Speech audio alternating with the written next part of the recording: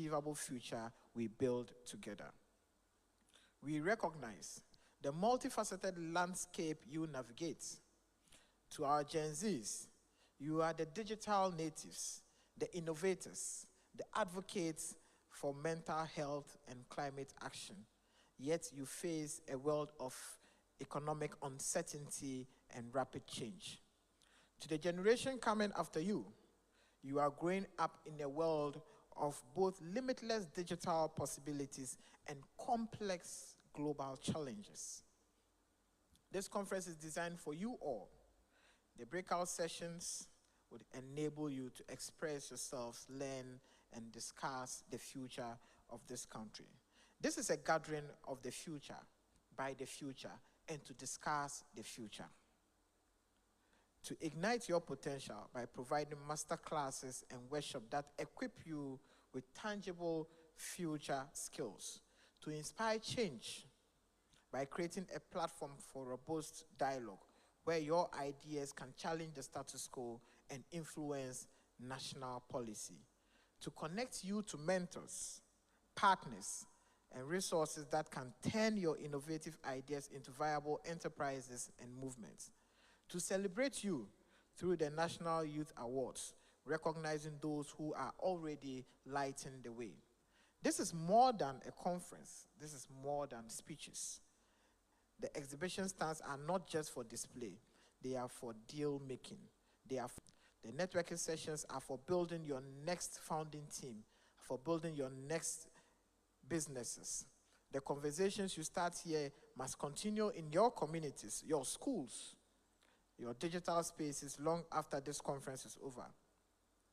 My dear young leaders, let us use these days wisely, engage passionately, question fearlessly, network intentionally, and dream audaciously. The National Youth Authority is fully committed to walking this journey with you, not as a benefactor, but as a partner, a facilitator, and a believer in your boundless capacities. You are the architects of a new Ghana. Let us rise to the occasion. Let us ignite our potential and together inspire the change we want to see. Together reset the Ghana we all want. And together we all shall end up with a formation 4-4-2. A down ball formation. Thank you very much, and God richly bless you.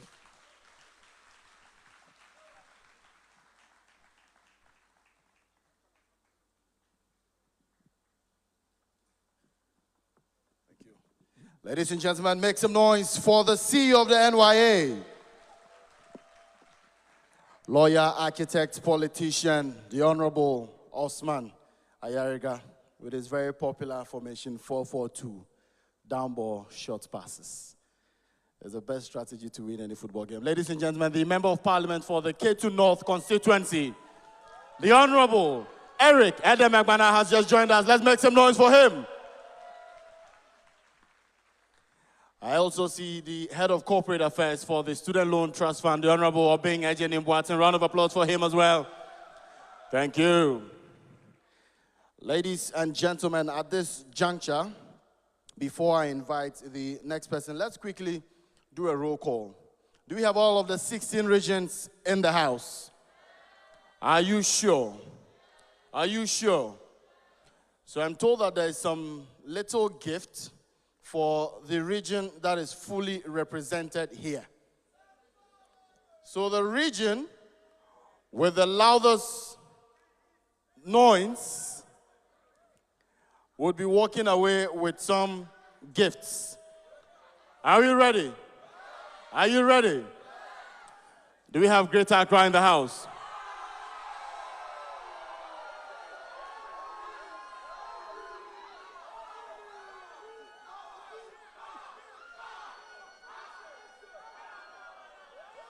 Okay, okay. Do we have the Ashanti region in the house?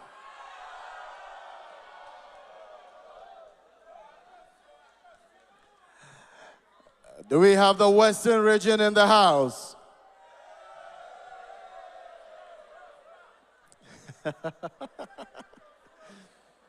Do we have the Eastern region in the house?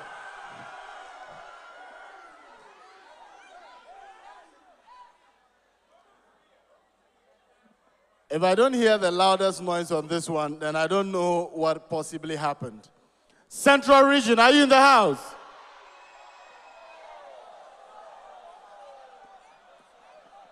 But how can you be the host region? Central region, are you in the house? I'll say a pair to be Mamudina. Wait there. Tamaleka Wula. Tamaleka Wula. Okay, we have the northern region in the house. Upper East region, are you in the house? Okay. Okay. The Upper West region, are you in the house?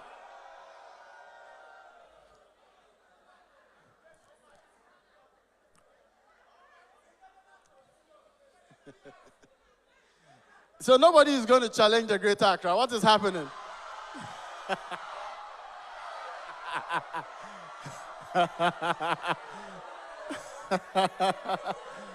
Hey. Hold on.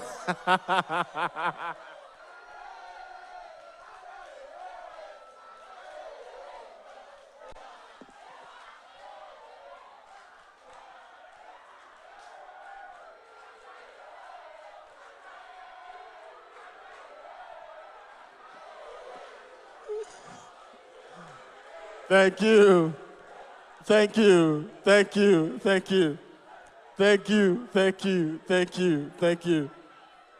Thank you very much. I'm wondering when this feud between the Ashanti region and the Greater Accra region would end. Do we have the Volta region in the house?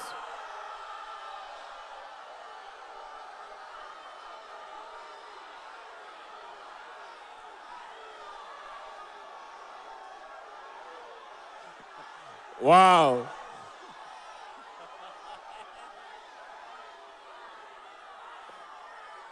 Charlie. Greater Accra look like they're finally a competition. Oh. And we'll come back. We'll come back. There's finally a competition. Volta is fully represented. Western North, are you in the house? Okay. Ahafo region, are you in the house? Okay. Bono region, are you in the house?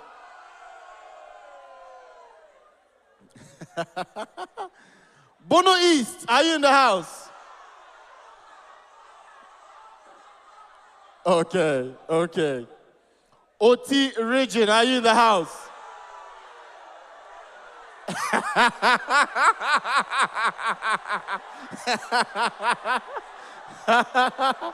Hey! Thank you. You see, you know, but Oti and Volta, they are siblings.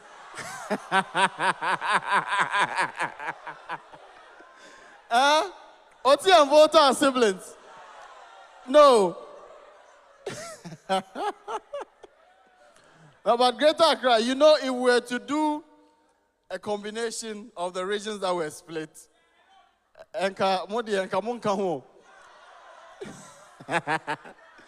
we'll get there, hold on. Northeast region, are you in the house? Great. Maybe Assembly Bruno. My own region, Savannah region, are you in the house? Hey. So now the competition is between Greater Accra. Hold on. Hey. Naze mwansa mabedi pao.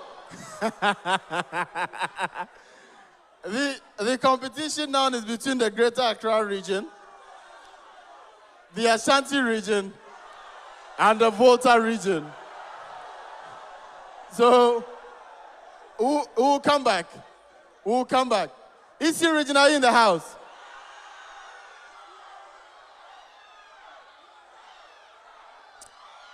Come see, come ça. All right, thank you. Thank you very much. Give yourselves a round of applause, ladies and gentlemen. A good one. Now we can tell that we have some young people in the house. Ladies and gentlemen, we have with us the... where did I put this one? We have the winner for Ghana's Most Beautiful 2022 in the house. Taya is in the house, ladies and gentlemen. Let's give her a round of applause. We also have the Youth Policy Coordinator with the African Union, Daniel Ayi, is in the house as well. Let's give Daniel a round of applause, ladies and gentlemen. At this juncture, ladies and gentlemen, I shall invite the Director General of the National Service Authority, Mr. Felix Jemfi, to give us his solidarity address. Round of applause for him.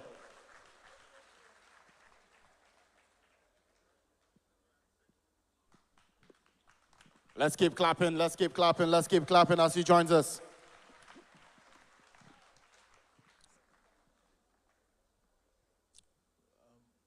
Good morning, ladies and gentlemen. The Honorable Member of Parliament for Gumoa East, distinguished CEOs, dignitaries invited, and our able youth. I'd like to thank the National Youth Authority for inviting the National Service this morning. I would like to say that I share in the theme of this conference so much. And a theme I'd like to reflect on and draw attention to is igniting potential and inspiring change. I think so much deep thought must have gone into this because we are currently in a position where we have to ignite potential and inspire change. For all too often, we get caught up in what I like to call slogans and, well, headlines. But the truth of the matter is that life gets real. For all too soon, you are youth today, and just a few years later, decade sneaks up on you, and you are old, and your life choices begins to limit. It is time to ignite your potential. And what potential am I talking about? It is time for us to crave our own niche in life. If you're a youth today, and you see how the Ghanaian economy is growing, and you do not have a potential in education, certainly you must have a potential in tradesmanship. You do not have to necessarily become a scholar, a graduate, before you can make it in life. This is an economy that is growing and is importing so much food. That is an economy that is growing, and we are taking almost all our worksmen from Togo, Cote d'Ivoire, and yet Ghanaian youth are taking drugs and for all too often sitting under trees and waiting for an evening to come. That is not a life that anybody should look up to. We should begin to look within ourselves and ourselves deeper questions. Because the youth that are on TikTok in Germany, in Ireland, in the UK, they are living different lives from us. We might be laughing with them and sharing jokes with them, but their lives are completely different. Their economies are grown. They are looking forward to a different life. But when you ask within yourself, what sort of life are you looking forward to? And this is a question I've been asking individuals lately. That if you wake up in the morning and you are a business that has started growing, you are growing from, just when you leave JSS and you are going to secondary school. You are a business that is attracting potential. Your parents give you all the opportunities in life to go to you know, the best secondary school, go to the best university. After that, you are getting all the investments as a company to grow. But as you leave university, the life choices you make, if you were a company, do you think you will attract the same shareholders to invest in your business just so that when you hit your 30 years, you're going to your 40 years, will the same investors invest in you so that you can grow to become $1 million company? And these are critical questions that we have to answer individually among ourselves.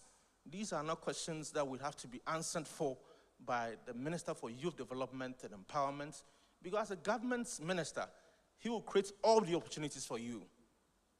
This is not a question for the National Youth Authority boss to answer for you. This is a question you have to answer for yourself, because as Director of National Youth Authority, the Jumeirah policy is going to be there. You have to wake up early, you have to make calls, you have to meet people, and make sure that you are putting your case across. And National Service, we are beginning to focus our service persons into the private sector, because the evidence that drives this economy shows so clearly that we will get more value when we send our service persons into the private sector and not the public sector. If people go into the private sector, they are getting trained. They are getting a job within 3 years after leaving the national service, and the country saves so much money from not paying them their allowances. This is a life that must be led by evidence. It shouldn't be led by our emotions and our feelings. We should begin to reason and score just like the Americans and the British and the Japanese do. Thank you so much, and I wish you well.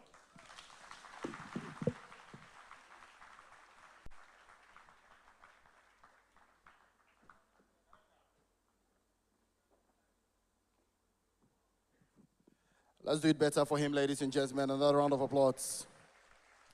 Thank you.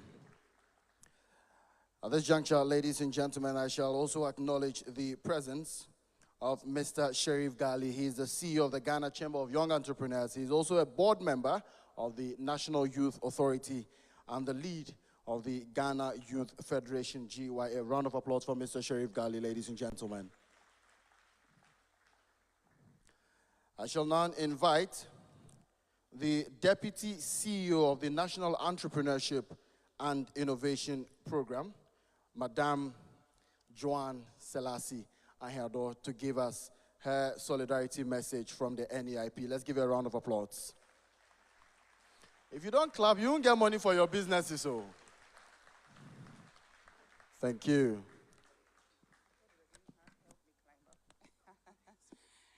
Good morning, ladies and gentlemen. And please permit me to take a cue from my sector minister to stand on the existing protocols. It is an absolute pleasure to bring you compliments from the National Entrepreneurship and Innovations Program, NEIP. I am much pleased to be part of this conference today, a platform to celebrate the dynamism of the youth, to inspire the creativity and innovation of the youth, to proffer solutions to challenges that confront the youth, and to charter a path of inclusive development with the youth at its pivot. The theme for this year's celebration, Igniting Potential, Inspiring Change, is a powerful truth that aligns directly with the collective interest of this government, and particularly the National Entrepreneurship and Innovation Program, NEIP. We have a clear mandate to redefine the future of the Ghanaian youth by supporting their innovations, creativity, and ideas into a tangible and thriving businesses. I see in each of you, young people, a vibrant, dynamic, innovative, and unstoppable force. You are not just the leaders of tomorrow, you are the architects of today. You possess energy, creativity, and resilience needed to transform our dear nation, Ghana. At NEIP, we understand the potential, no matter how immense. We understand, that potential, no matter how immense, needs a catalyst. It needs a platform, resources, and a supportive ecosystem to flourish. That is precisely why the NEIP exists. We are the bridge between your brilliant ideas and their tangible execution.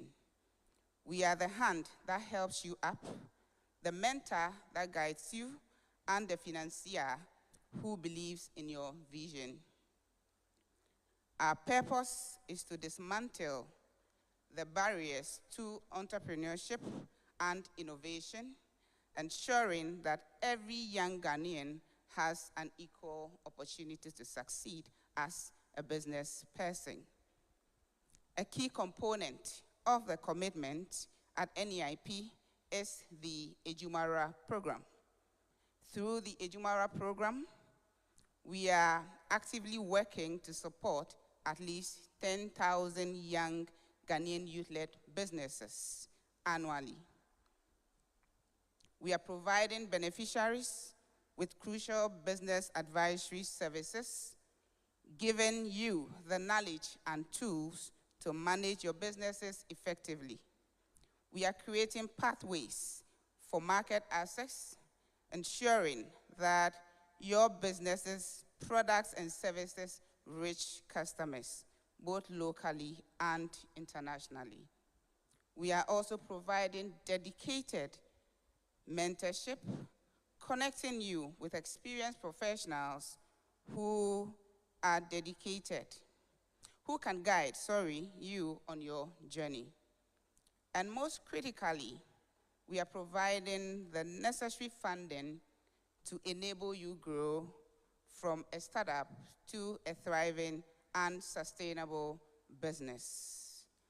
On this note, young persons here present this morning, I take this opportunity to congratulate ourselves as young people for how far we have come in navigating the challenges that confront us and to urge us all to continue exploring opportunities to collectively build this nation with the youth as its thriving force. Let us continue to nurture our dreams and aspirations, and together we will all build the Ghana that we want together. Ladies and gentlemen, before I take this seat, I have noticed that I think we have quite a large number of young women in this room. However, I cannot hear our voices. And so respectfully, I would like all of us to be upstanding, the young ladies only. Can we be upstanding?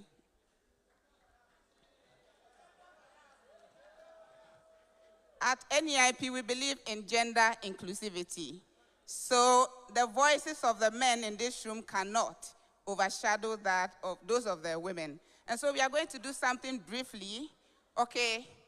When I say cho boy, we go, okay? Cho boy! Cho boy! Cho boy! Cho boy! Cho boy! Cho boy! I thank you, ladies and gentlemen.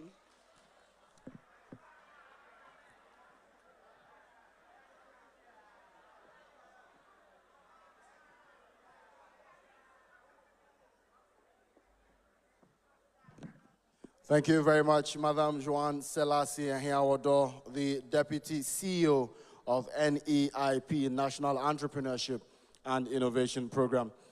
Ladies and gentlemen, we have representing the Deputy Director General, of the Ghana TVET Service, Nana Ama Mensah is here to represent the Deputy Director General, Ghana TVET Service. Nana Ama Mensah, if you're here, please give us a wave. Let's see you. Thank you.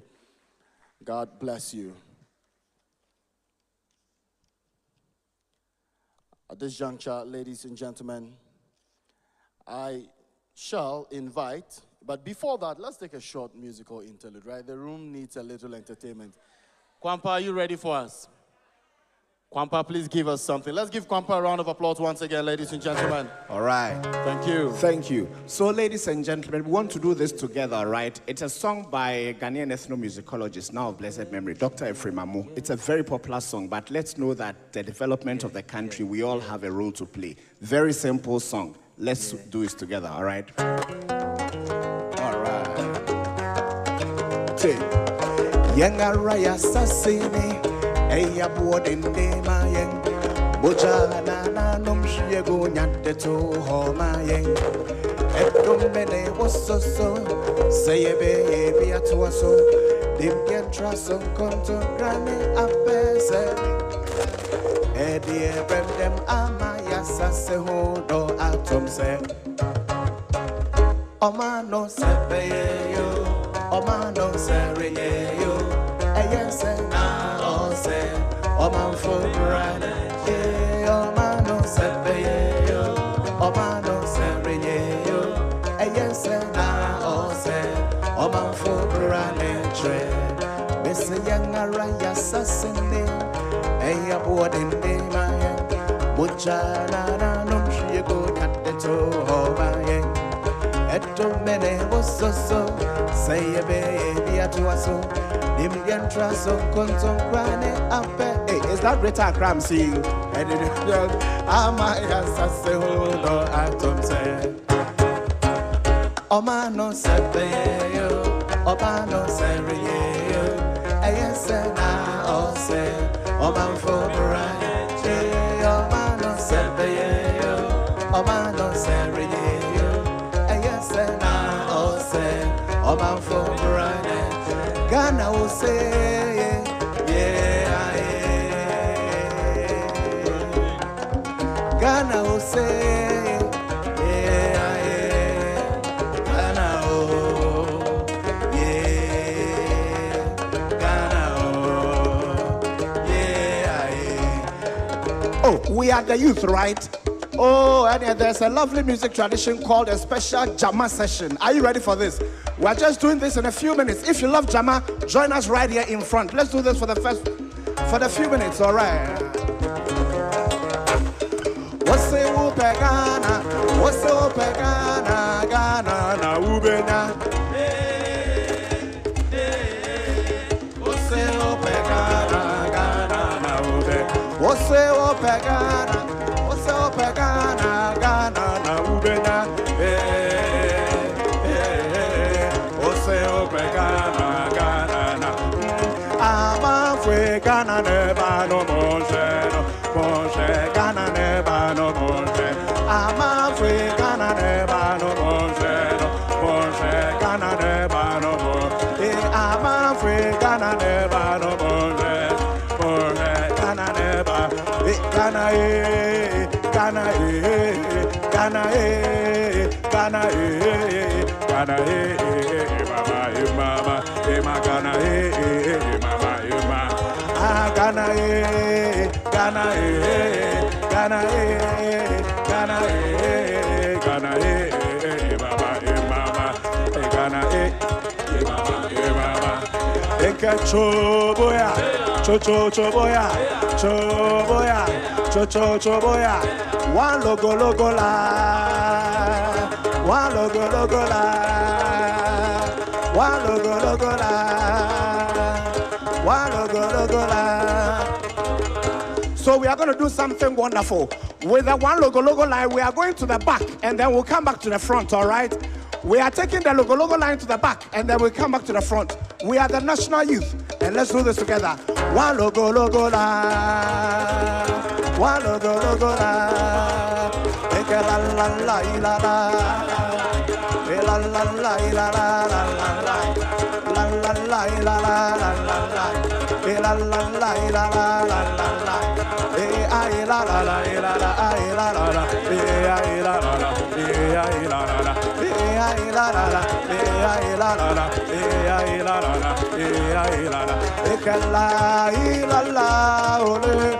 Salam alaikum, ilala, ole yamba. Ilala, ole. Salam alaikum, ilala. Ekala, ilala, ole. Salam alaikum, ilala, ole yamba.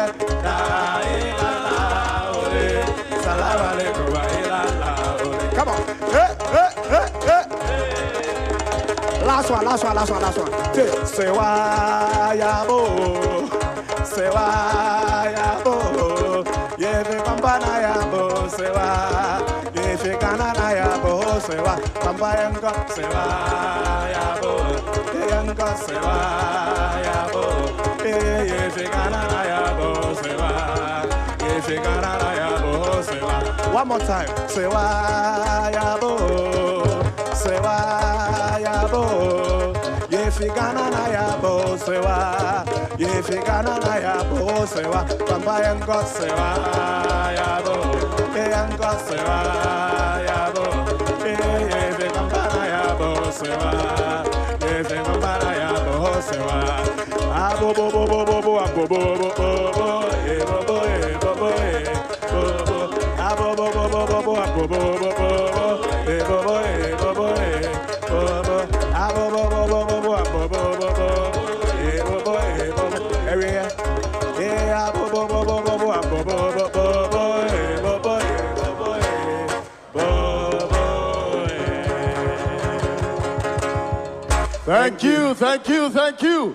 Make some noise. Yes. Indeed, we have young people in the house. Ladies and gentlemen, please resume your seats now. Thank you. Thank you very much. I just needed to confirm that we had young people in the building, and clearly you have demonstrated that. A lot of energy. And just imagine if we are directing all this energy into the right things. Imagine if we are directing all of this energy in agriculture. Imagine if we are directing all of this energy in technology, in AI, in engineering. Just imagine what we would be doing for ourselves and for this country if we're not using this energy for the wrong purposes. And so give yourselves a round of applause once again, young people of Ghana, and thank you so much. Y'all gave me some goose pimples when I saw you dancing here and clapping and enjoying yourselves. It's beautiful to see. At this juncture, ladies and gentlemen, I would invite the Chief Executive Officer of the Student Loan Trust Fund, Dr. Sajida Shiraz, to give us a presentation. Round of applause for her.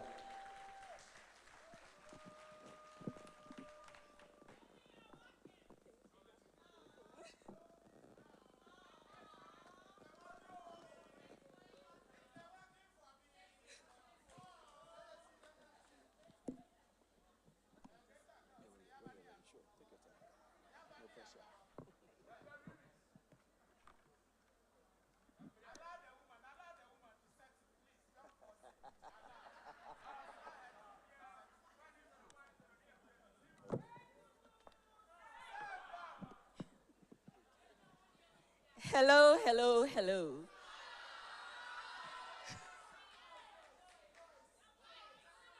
The energy in this room is electric.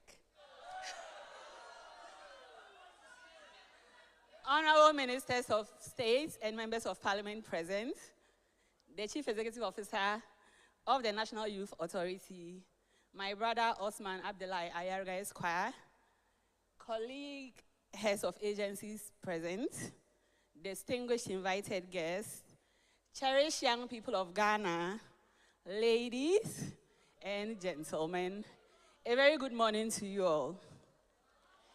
I bring you compliments from the Students Loan Trust Fund. I'm here today with my team. I see my Director of Corporate Communications, Obina Ajenim Boaten here. Say hi, get up and let them see you. I want them to see your face.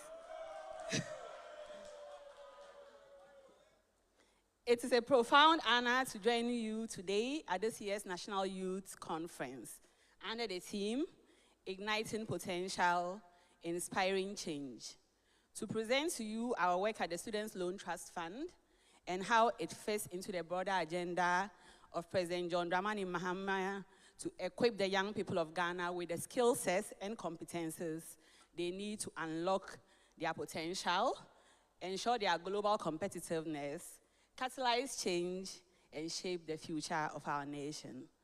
Ladies and gentlemen, the Students' Loan Trust Fund was first established 20 years ago in December 2005 under the Trustees Incorporation Act. Since then, the fund has gone through several iterations, and the Student Loan Trust Fund as exists today was established by the Students' Loan Trust Fund Act of 2011 with a mandate to provide financial resources for the benefit of Ghanaian students enrolled in accredited tertiary institutions in Ghana. In conformity with stipulations under the SLTF Act, we are tasked with promoting and facilitating the national ideals enshrined in Articles 25 and 38 of the 1992 Constitution. For perspective, these provisions guarantee the right to equal educational opportunities and facilities for all Ghanaians and enjoins the state to provide equal access to universal equivalent education where possible. In essence, the Student Loan Trust Fund is tasked simply to mitigate the financial hurdles young people in Ghana face to accessing higher education by providing accessible and affordable financial support. This we do to ensure that regardless of your financial background, any young person in Ghana, as long as they work for it, can have an immersive quality education experience and will be empowered to achieve their academic and professional aspirations. Simple enough, right? Well, not if human capital development is not a priority, and not if there's a wanton disregard for the equitable, inclusive, and accessible higher education approach, and not if the approach to youth development and empowerment is cavalier and cosmetic.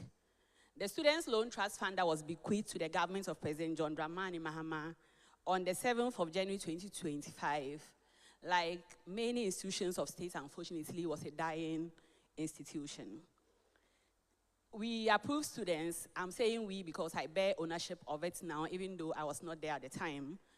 We approve students for loans we could not give, and students who were lucky enough to receive first semester loans did not receive second semester disbursements. The provision of necessary technological tools to students during the COVID-19 crisis was botched spectacularly due to poor leadership, corruption, and a disregard for due process. The payment for 400 computers intended for Ghanaian students that were never received by the trust fund nor given to Ghanaian students is testament to the statement. Ladies and gentlemen, I am happy to announce to you today, however, that under the John Dramani Mahama government, the Students' Loan Trust Fund has been reset into a student-centric tertiary education financing institution focused on meeting our core mandate of providing timely financial support to students. The actualization of the manifesto pledge to introduce a no-fee stress initiative aimed at mitigating the stress associated with accessing tertiary education for Ghanaian students is proof of government's commitment to an enhanced tertiary education financing regime. Through deliberate policy implementation and conscientious strategies, the government of Ghana, through the Ministry of Education and the Students' Loan Trust Fund, is working to ensure that access to higher education in Ghana is equitable, affordable, and inclusive. Distinguished guests, young people of Ghana, the assertion that the Students' Loan Trust Fund, under the government of President John Dramani Mahama, is meeting its obligation of providing financing support to tertiary students in Ghana is not mere political rhetoric. This year, we facilitated the payment of outstanding 3 months allowance for the 2023-2024 academic year to 65,685 teacher trainees from 46 public colleges of education. These were arrears due to them even before the government of John Dramani Mahama took power, but we cleared all that.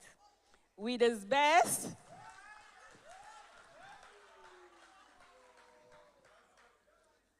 ladies and gentlemen, we also disbursed 97,124,325 CDs as full semester loans to 41,410 students across 147 public and private tertiary institutions for the 2024-2025 academic year.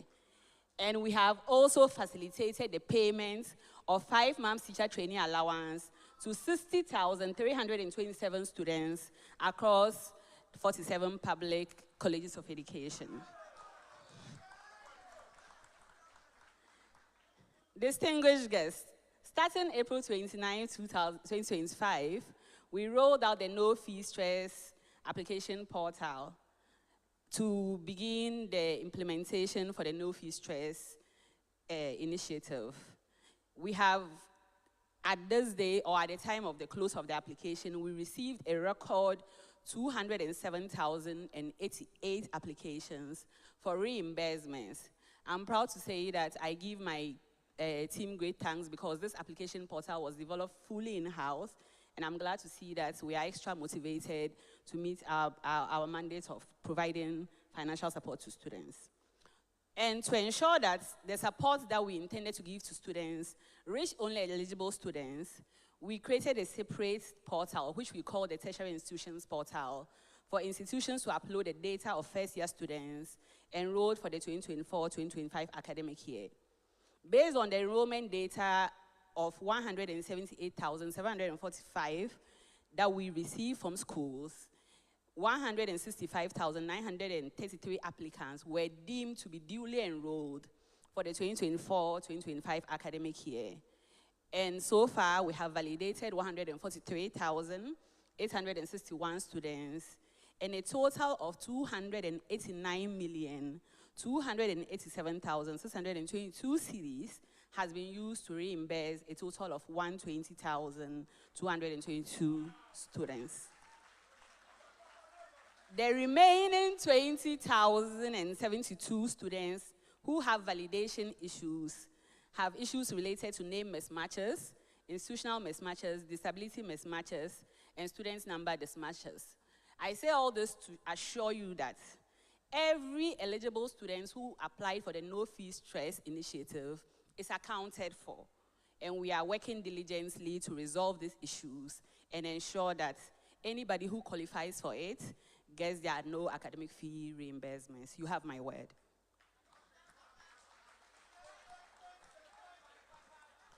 Cherished young people of Ghana, the Ministry of Education, under the leadership of the Honorable Haruna Idrisu, has convened a key stakeholder engagement scheduled for tomorrow, September 5th, for stakeholders, including young people, to evaluate the implementation approach adopted by the Students' Loan Trust Fund, identify areas for improvements, and harness insights gained to refine and strengthen our implementation plan for the 2025-2026 academic year and beyond. So hear me when I say this, that at every stage in the democratic and consultative decision-making process that has characterized the John Dramani Mahama government, the voices of young people are being amplified, and we are pivotal players in the policy-making process. Students of Ghana, for the 2025-2026 academic year, the Students' Loan Trust Fund is working to implement the full complement of sub-policies under the No Fee Stress initiative. We will implement a no academic fee policy for all first-year students in all public tertiary institutions. We will provide continuing students with enhanced financial assistance through the Student Loan Plus initiative, and we will provide free tertiary education to all persons with disabilities. We are also working to increase loan amounts and to ensure prompt disbursements to students who qualify for the traditional students' loan. Under the direction of the Ministry of Education, we are also working to diversify funding options for teacher and nurse trainees. Additionally, we will plan to roll out a digital products loan for students to be able to purchase the digital tools needed for the new culture of learning. This is preemptive, but I'm sharing this. In the coming week, we will enter into a formal partnership with Access Plus, a technology-driven company, to explore technological solutions, identity management systems, and leverage secure payment solutions to enhance the welfare and educational experience of Ghanaian tertiary students. Through this partnership, we will leverage their campus discount platform and smart tertiary student ID card initiative to connect students to discounted goods and services from affiliated merchants. These tools will provide students with access to exclusive discounts, essential services, and targeted welfare interventions, enhancing affordability, inclusion, dignity, and empowerment through their academic journey. Young people of Ghana, I urge every young people here to seize the opportunities that is offered by the government of Ghana through the Students' Loan Trust Fund and other agencies under the Ministry of Youth Development and Empowerment. I heard my sister Joanne mention some other notable products that the government is rolling out for the youth of Ghana. Earlier this year at the National Education Forum, President John Mahama observed very profoundly that education is not just a tool for personal development, it is the bedrock upon which the progress and prosperity of any nation rests. It defines the present and determines the future of our country. So the loans, the allowances, the no-fee stress reliefs that we give are not just interventions to be taken lightly, but deliberate empowerment measures to ignite your potential and inspire change. They are interventions curated to ensure that financial hardships do not truncate the potential of brilliant young Ghanaians such as yourself, and they are created to help the young people of Ghana access higher education with dignity and confidence, and enable them to contribute meaningfully to national development. The result is a circle where prioritized tertiary education financing would lead to a more accessible and inclusive tertiary education system, which would lead to an enhancement in the quality of our workforce, which will lead to productivity and ultimately to prosperity and progress for our nation. I was never very good at mathematical formulas and progressions, but I believe I nailed this one. It's been a pleasure talking to you. My name is Dr. Sajida Shiraz. Thank you very much.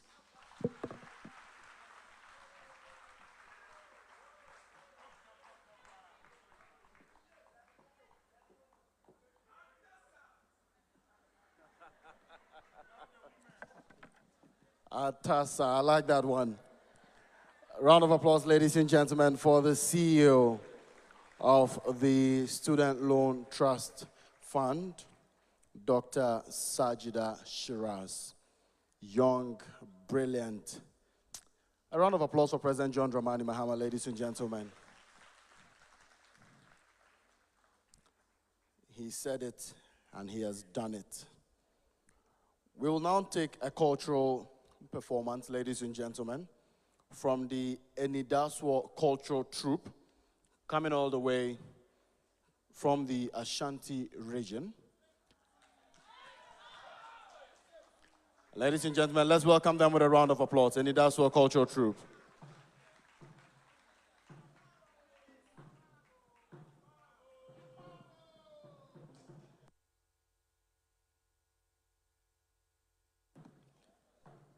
And while they are setting up, let's also give Eunice Treme a round of applause. She's our sign language person.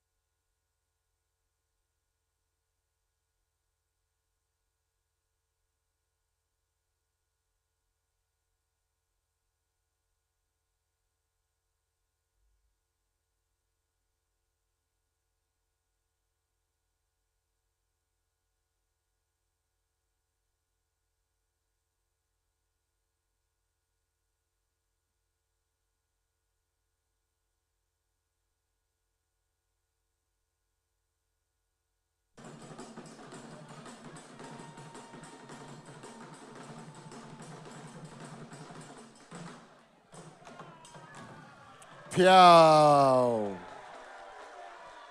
Thank you. Thank you very much. The Enidaswa Cultural Troupe, by kind can see the Ashanti Regional National Youth Authority. Round of applause for them, ladies and gentlemen. Ashanti Region, Waseho. Waseho Peche.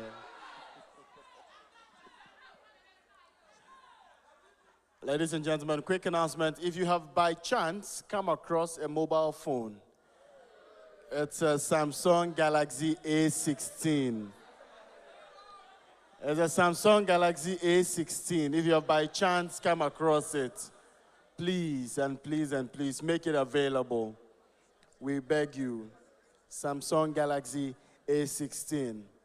Next on the program outline, ladies and gentlemen, I now have the privilege of inviting the Member of Parliament for the Korle Klote constituency, the Honorable Zaneto Ajimang Rollins. Let's welcome her with a round of applause.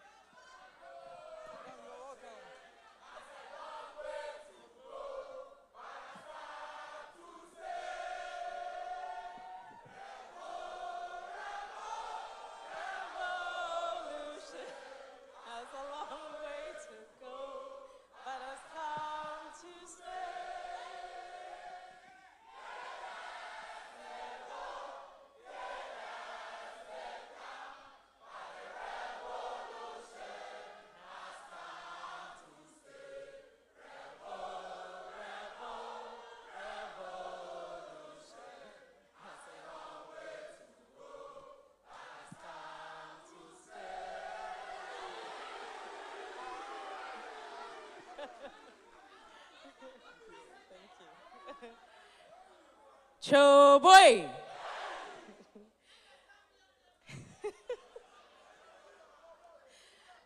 I will stand on existing protocols and just jump straight in. And I think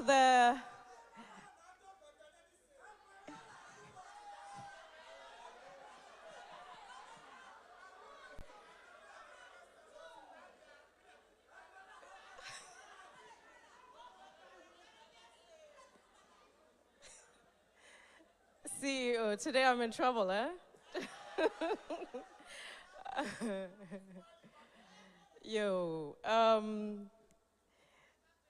I think for the sake of everyone today, I'll just speak English, but we'll have our time later.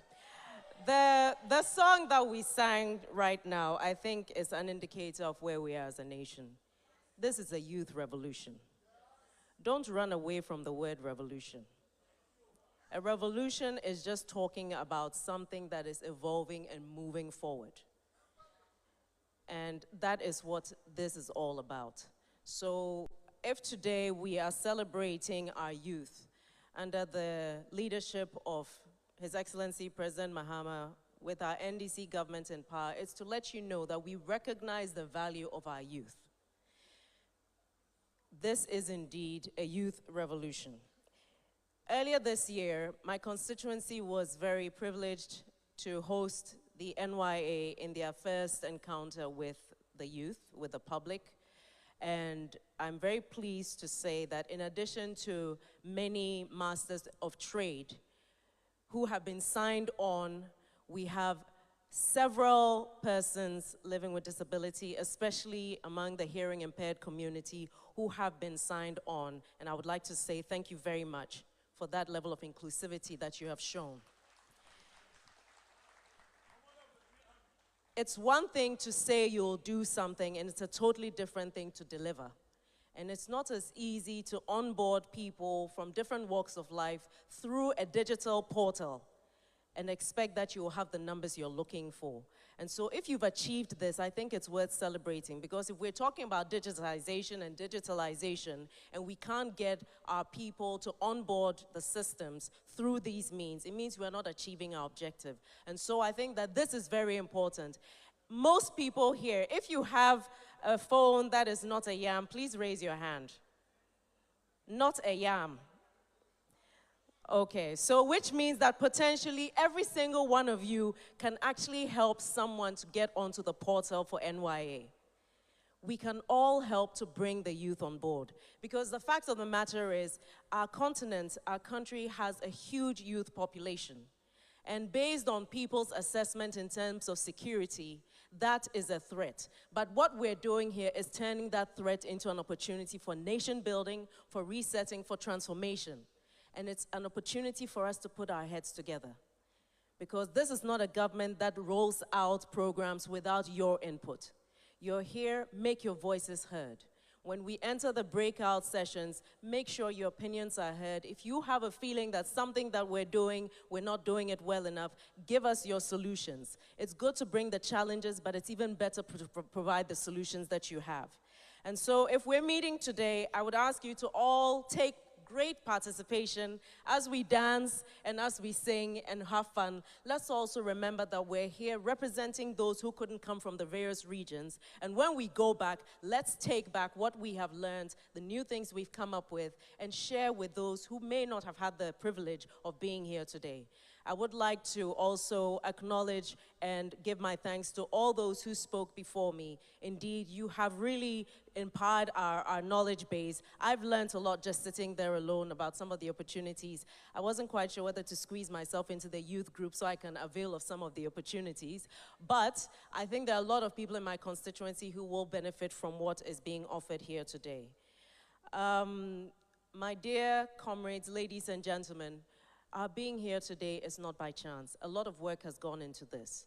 But no nation can transform by government policies alone, and cannot transform by jobs in the public sector alone. A government's duty is to create a favorable environment so that your ideas can thrive, so that businesses can thrive, so the private sector can thrive and create greater opportunities for you. Because the reality is, not everybody is an entrepreneur. Not everyone knows how to run a business. But if you create an environment that is enabling, an environment that recognizes that when you're giving out a loan to a young person, you cannot use the same terms as you would if you were giving a loan to someone who has been in a job for 20 years. It just is not possible. And then thinking about the fact that a lot of the training that we're doing, I promise you this, when it comes to mentorship, in training, on empowerment in jobs, 1 year is not enough hand-holding. That is why all of these authorities, all these institutions have been set up. Do not shy away from asking for help. Do not shy away from asking questions. No question is bad. Please feel free to ask for help, because most of the time, it takes 3 years when you start a business on your own to actually break even and start to stand on your feet. And a word of advice, when you start a business and you start making money, reinvest in the business. Don't go spending the money on something else. When you reinvest in the business, it grows. And when it's stable enough, that's when you can, in a very, very prudent way, spend some of your profits on other things. Reinvesting in what you do is what helps to build on what you've started. I would kindly advise all of you to take a great interest in this. My breakout session is on women in politics, but I could not leave without letting you know how proud I am to be here today, seeing the level of enthusiasm that you're showing here. You've come from all over the country. It means that this country is secure.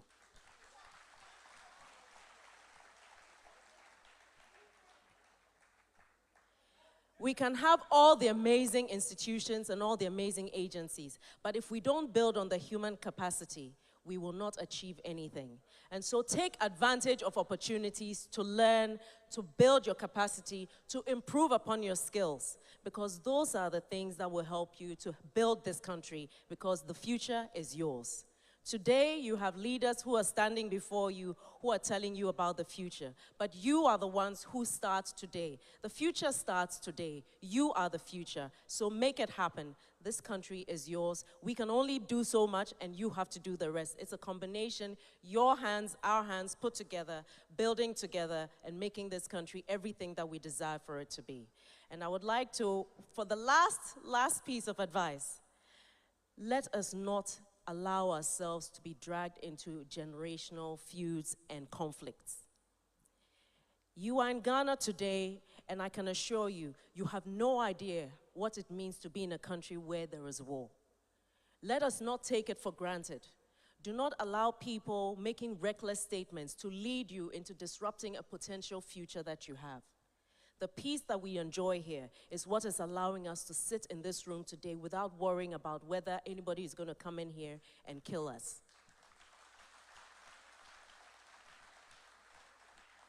We're sitting in here today from different ethnic groups, different regions, sitting here in harmony. That is the Ghana we envision, and don't let anybody take that away from you. Not a politician, not a traditional leader, not a religious leader, not an academic. No one should take that from you. This country can only develop if we recognize that in our diversity is strength. Let us tap into that, and let us make sure that we continue to be the shining black star of this continent, and that other countries will learn from. I thank you so much. God bless you.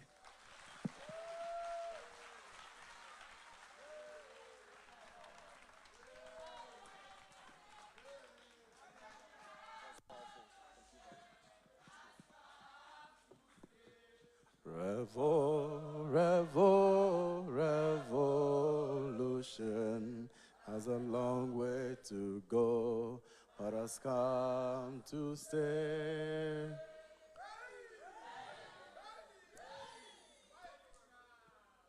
Thank you. Thank you very much.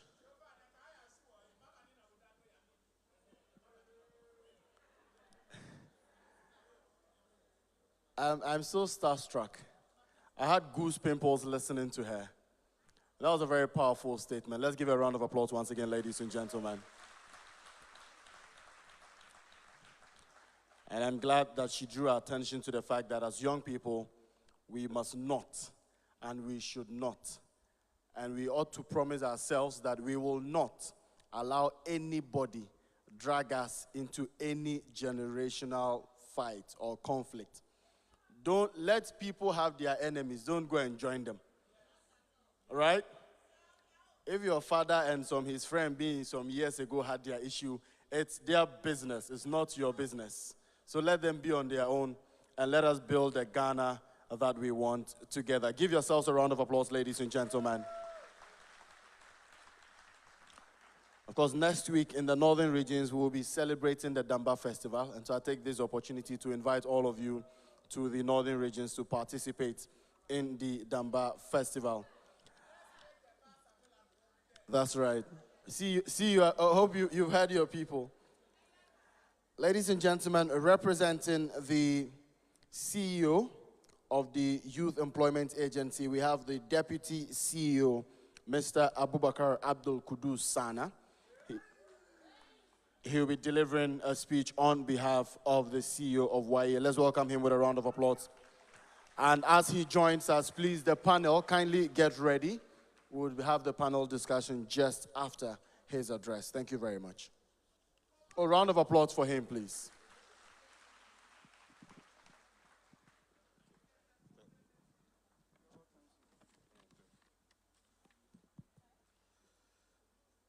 Members of Parliament Members of Parliament present, Chief Executive of Assistant Agencies present, our host and acting CEO of the National Youth Authority, the United Nations Resident Coordinator, participants from the various youth groups across the country, youth development partners, friends from the media, distinguished guests, ladies and gentlemen. Not so long ago, we were privileged to be part of an event to mark World Youth Skills Day 2025 under the auspices of the National Youth Authority. We were recognized again at the launch of the National Apprenticeship Program and many other closed-door engagements. I extend the warm greetings and full support of our acting CEO and leader of the 5K men and 3K women, Honorable Malik Basintale, to this very important event. His absence here today is due to other equally important assignments that require his participation. But that notwithstanding, his commitment to youth-related issues is the reason for which I'm representing him here today. Distinguished invited guests, today's gathering is one of such events that cannot skip the radar of the Youth Employment Agency. And we are ready to share with you, the youth of Ghana, and all stakeholders interesting tales of development and empowerment initiatives since we assumed office some few months ago. Ladies and gentlemen, the Resetting Ghana agenda is in full motion with various livelihood empowerment initiatives for young people, and I can confidently say, without any contradiction, that economic balance is restored under His Excellency John Dramani Mahamad's government and presents varying opportunities to the youth than any government in the Fourth Republic. However, the youth have not championed these opportunities enough to retain their position as primary beneficiaries. Though, as a nation, we are still grappling with numerous challenges from climate change to economic uncertainties, the present vision on youth empowerment is still alive and echoing in the 24-hour economy, a Jumawura National Apprenticeship Program, Agriculture Flagship Program, the Work Abroad Program, and Digital Skills Training Program, targeting about 1 million youth of our country. Just recently, the Youth Employment Agency had recruited and deployed 12,000 community protection assistants, 5,000 fire service assistants, with 6,000 community medical first respondents currently undergoing training, and 5,000 more shortlisted prison assistants will undergo training in the coming days. The agency portal is ready to be activated tomorrow to receive applicants for 3,000 Arabic instructors to be recruited with plans to scale up going forward. There are other life-transforming packages in the pipeline for young persons, and these promising opportunities are well connected through the collaborative effort of our various agencies. Today, we are going to further deepen our long-standing relationship with the National Youth Authority and to share valuable insights into creating platforms for the youth to grow, development solutions, create new opportunities, and drive progress. The Acting Chief Executive Officer, National Youth Authority, our agency and yours in the past had great moments of collaborating to add meaning to many youthful lives through job creation, capacity building, and empowerment. Presently, we are co-captaining the same youth boat with the hope never to lose the value that our common interest had established for us over the years. So let us not relent in our established common goal of empowering youth leadership, fostering innovation and entrepreneurship among young persons, promoting education and skills development, and encouraging inclusivity and diversity in the formulation of youth policies. Distinguished invited guests, to conclude, let me reiterate our Acting Chief Executive Officer's commitment to this special moment and appeal to stakeholders to open up their doors of opportunity for us to collaborate in finding critical solutions to problems affecting the teeming unemployed youth of our country. I appeal also to the youth to portray character qualities that build the future, build networks, and develop skills. We can together achieve greatness if what joins us together in this noble cause is stronger than what distracts us. As youth ambassadors of change, let us map out the future of our nation with vision and foresight, so that our prosperity as a nation will remain a youth-propelled achievement. Thank you.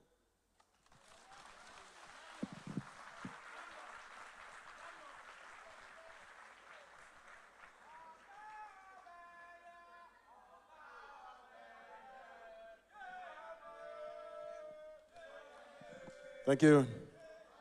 Thank you. Thank you very much. Ladies and gentlemen, we have got into another stage of the event where we have got into the theme is youth participation in decision making, youth voices, real power.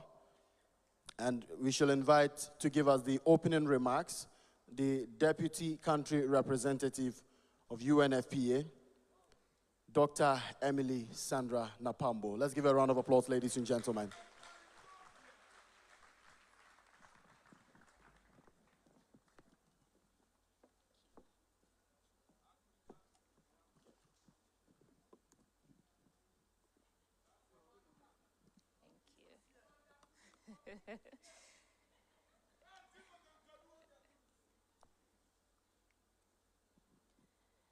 In my mind, I'm trying to think to myself, because I'm no politician. Therefore, I'm wondering if I can say Choi Boy. Can I?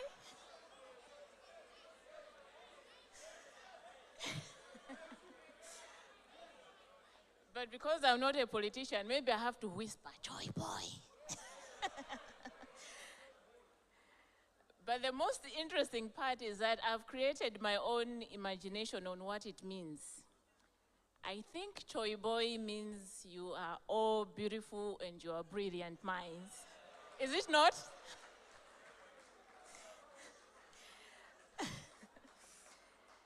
Thank you so much. Now, in this room, I think we are all privileged. We have so many honorables present today. Now, I'm feeling very Ghanaian today. But I went to some meeting and they told me that if I'm to stand on existing protocols, that would make me Nigerian. Do you agree? So to be Ghanaian, I have to say all protocols observed. All right. It is with a great sense of pride and honor that I join you today at this auspicious National Youth Conference. The theme, Igniting Potential, Inspiring Change, speaks to the very heart of our shared development aspirations. We are here to explore a critical catalyst for this vision: youth participation in decision-making, youth voices, real power.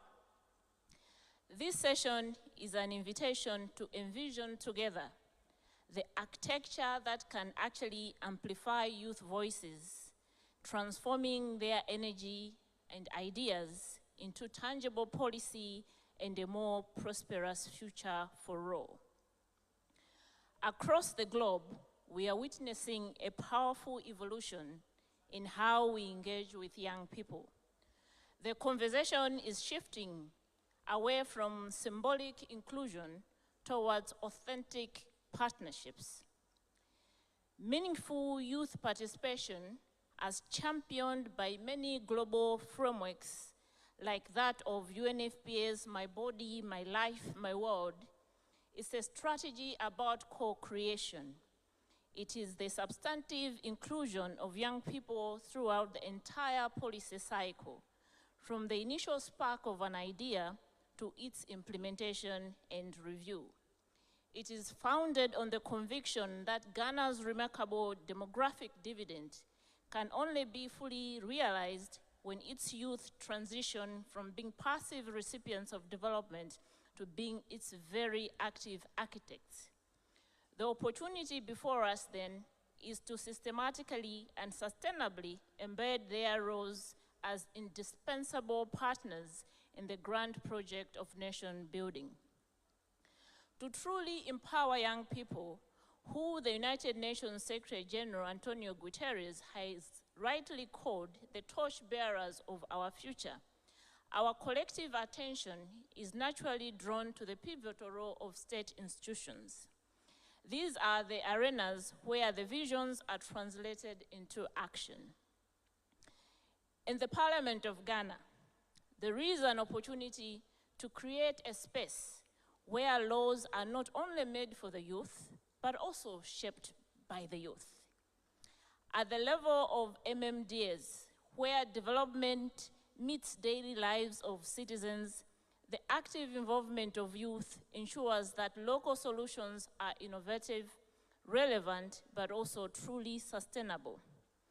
At the National Development Planning Commission, the perspectives of those who inherit and lead the future are essential to crafting a long-term vision that resonates with the aspirations of the next generation.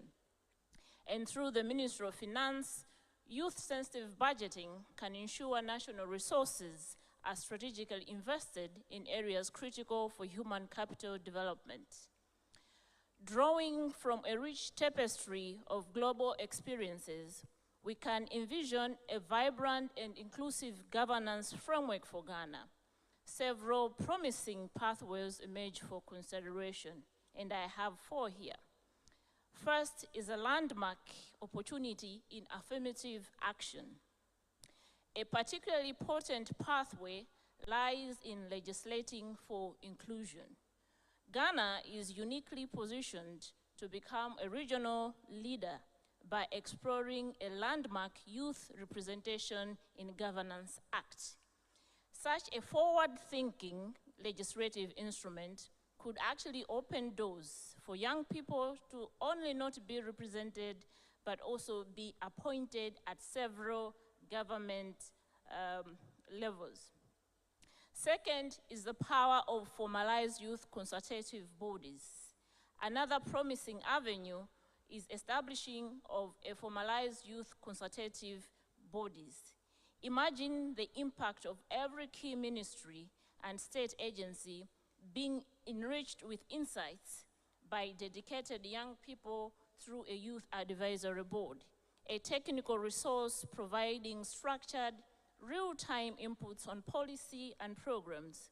For example, we have seen such working in countries in our region, such as in Rwanda, where the Rwanda National Youth Council created a direct channel from grassroots to youth national policy making.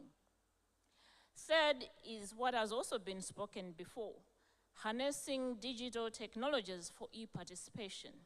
In this digital age, a remarkable opportunity does exist to leverage technology for democratic innovation. A centralized e-governance platform could become a vibrant digital town hall, inviting young Ghanaians from every corner of this country to contribute their ideas to draft bills, for example, and national policies. And finally, fostering youth-centric accountability, where our shared goal of good governance is greatly enhanced by implementing youth-centric accountability mechanisms. For example, building the capacity of youth-led organizations such as AFRIAN to participate in the monitoring of our community projects. We can foster a culture of accountability and transparency amongst our young people as custodians of development effectiveness. This inspiring agenda for inclusive governance aligns perfectly with the national vision. It echoes the powerful commitments of His Excellency President John Dramani Mahama, who in his inaugural address pledged to build a new and better Ghana. He stated, and I quote, "I will harness the enormous potential of the youth of this country to move Ghana to the next level. I am determined to make a difference in the lives of the people," end of quote. Those were his actual words. That difference, young people, honorables and ladies and gentlemen, that difference begins in rooms like this. It begins with our shared commitment to nurture a relationship between the state and its young citizens that is built on trust, respect, and genuine partnership. Let us leave this plenary session galvanized by a unified purpose to unlock the full potential of Ghana's youth.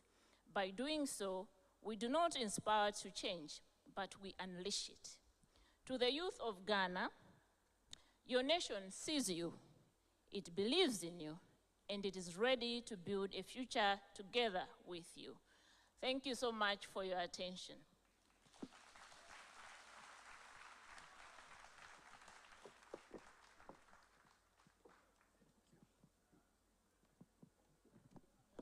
A round of applause once again, ladies and gentlemen. She says to the youth of Ghana, your nation sees you, your nation believes in you, and wants to see you succeed. You're getting so many nuggets today. I hope you're taking notes of them, and I hope when you go back into your bedrooms, you would brood over all of the things that have been said here today.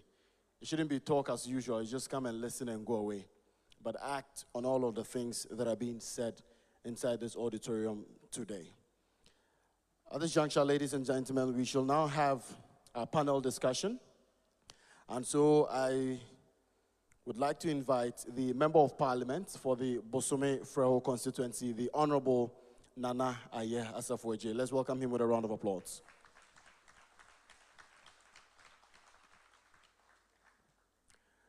I'd also invite Madam Sabina Ajua Amachi to join us as well on stage. Round of applause for her. Our media personality with GH1 TV, ladies and gentlemen, Madam Sewa Ameher. Let's welcome her with a round of applause as well. And I shall also invite the Member of Parliament for the Ketu North constituency, the Honorable Eric Edem Agbana.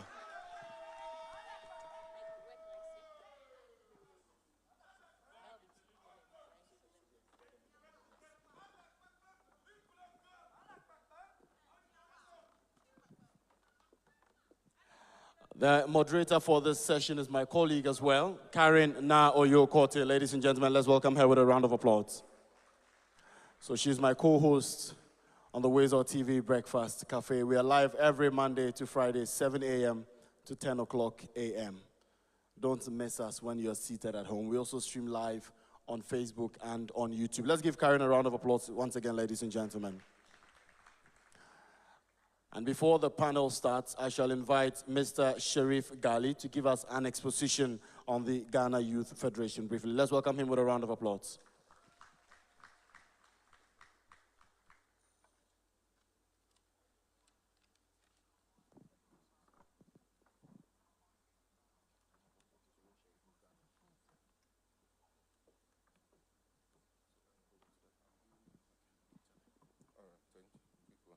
Thank you very much, MC. So just 2 days ago, I invented my own club, but I do not own right to the club. So do this with me as far as we are young people. So take your hands up. When I say ata, keep on. Ata, ata, sa. Let's do it again. Ata, ata, sa. Nice one. Thank you very much. Like I said, I do not owe right to the word atasa, so don't hold me responsible. So I'm here to tell you about the Ghana Youth Federation. Before our parliamentarians, media representatives, and the rest from the Federation will delve more into youth development. Because of time, I'll make it very snappy. And let me stand on existing protocols as well. Thank you very much, CEO of the National Youth Authority, for this opportunity. Brothers and sisters, today we gather here for a defining moment in our nation's history. A moment where the choices we'll make here today, here in this room, will echo across generations. Because Ghana stands as a crossroad, where half of our population are young people. And because of that, Ghana is one of the youngest nations in the world. This, I say, is not just a statement, it's a power.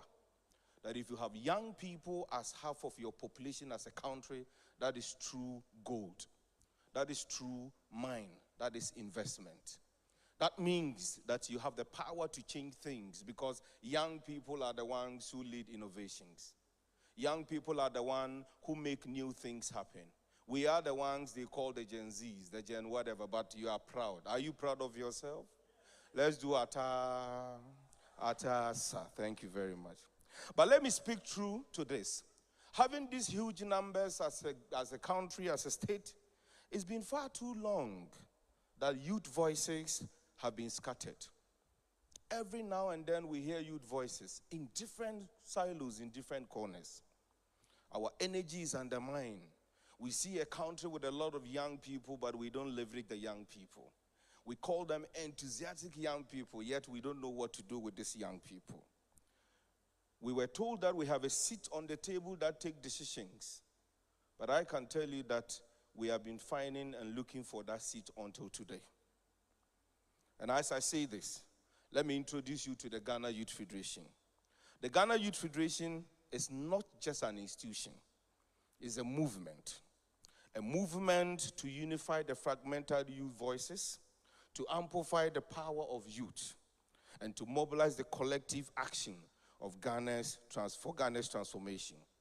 It is the official national umbrella body for every youth-led and youth-focused organization in this country, from the grassroots innovator in Tamale, to the student leader in Cape Coast, and to the young entrepreneur in Greater Accra region.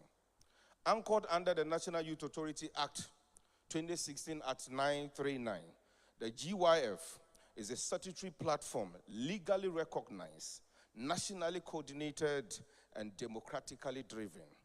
Its vision is simple and profound. The vision of GYF is to unite, empower, influence youth movement, driving national transformation. Why do we need the Ghana Youth Federation today? We need it because, like I said earlier on, it's far too long that youth have been spoken for rather than speaking themselves. We need it because for far too long, decisions about young people have been made without the youth being in that room. We need it because for far too long, there have been opportunities existing, but the youth have limited access to this opportunity. The Ghana Youth Federation will change this. The Ghana Youth Federation will coordinate youth voices across all 16 regions and 261 constituencies. Influence national policy through structured engagement with parliamentarians, as you can see today, with ministers and development partners. Link young people to opportunities, flagship opportunities like a Jumawura, like the National Apprenticeship Program, mentorship funding, and innovation programs as well. Build leadership by equipping the generation of young Ghanaians to take charge, not just for today, but for all the time. Learning from other countries, ladies and gentlemen, the Ghana Youth Federation is not starting from zero.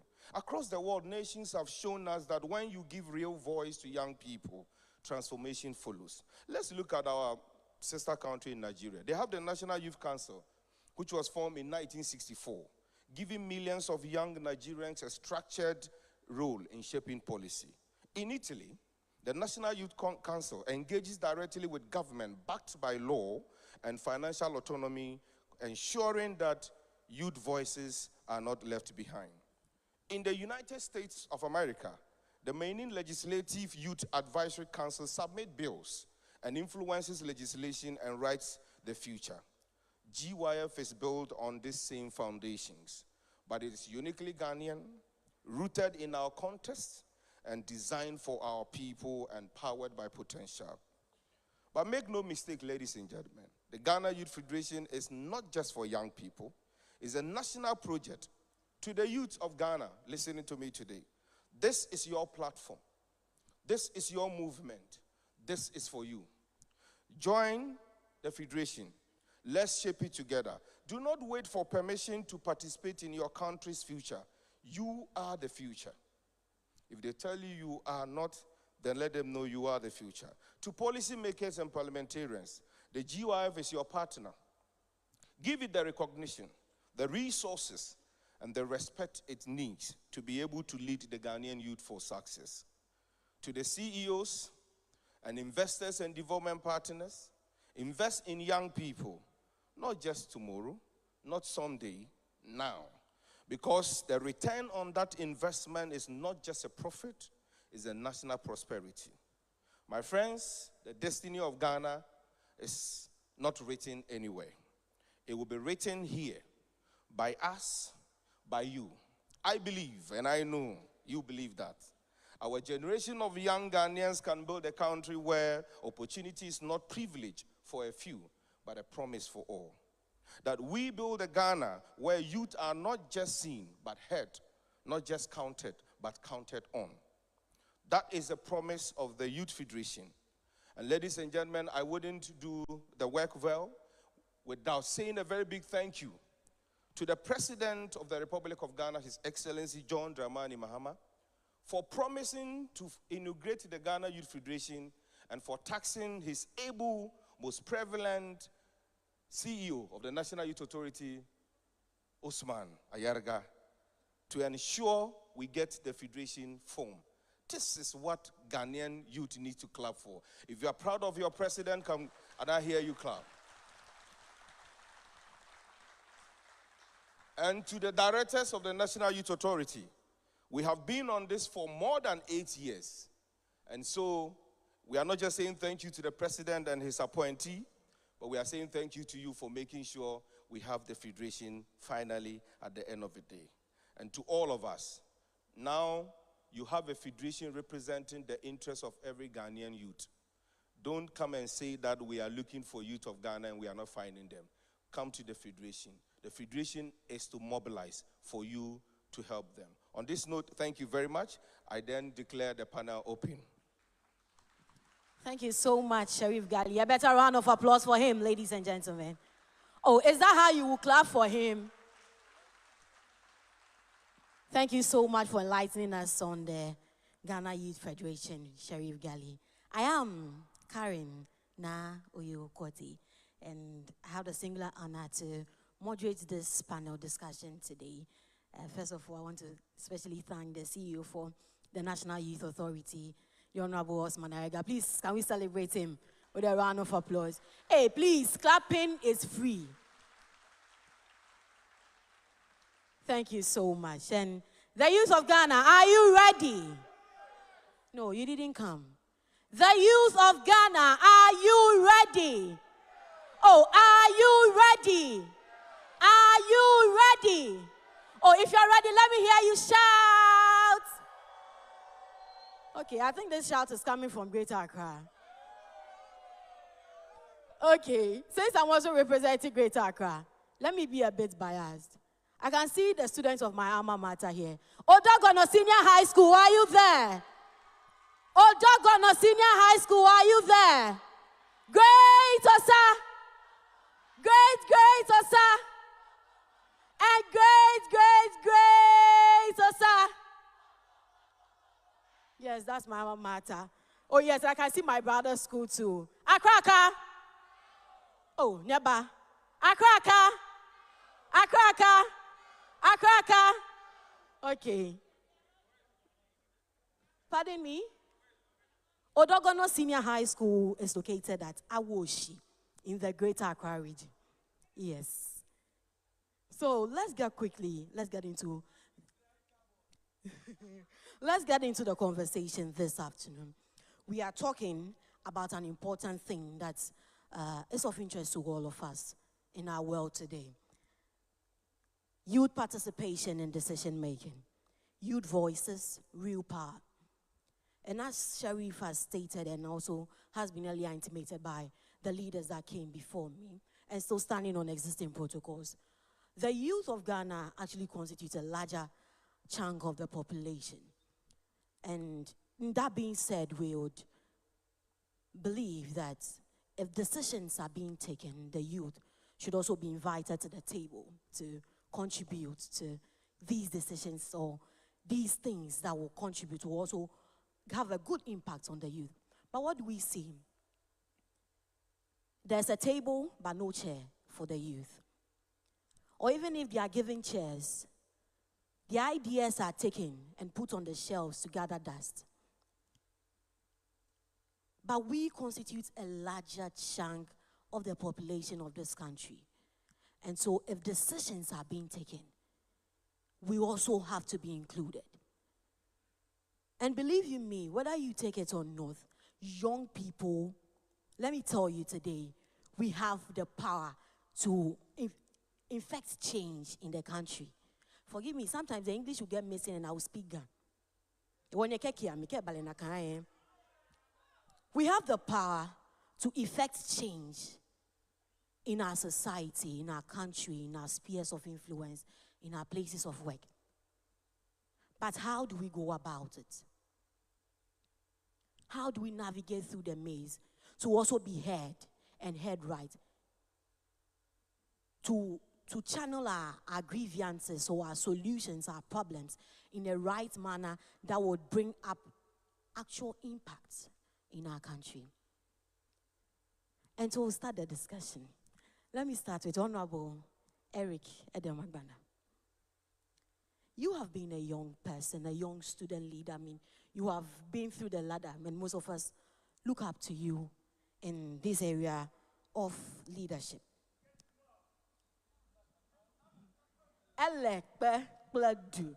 And let me say this, my mother actually comes from his constituency. Yes, and so I started in the Greater Accra more. And if you are looking for me in the Greater Accra region, you don't find me.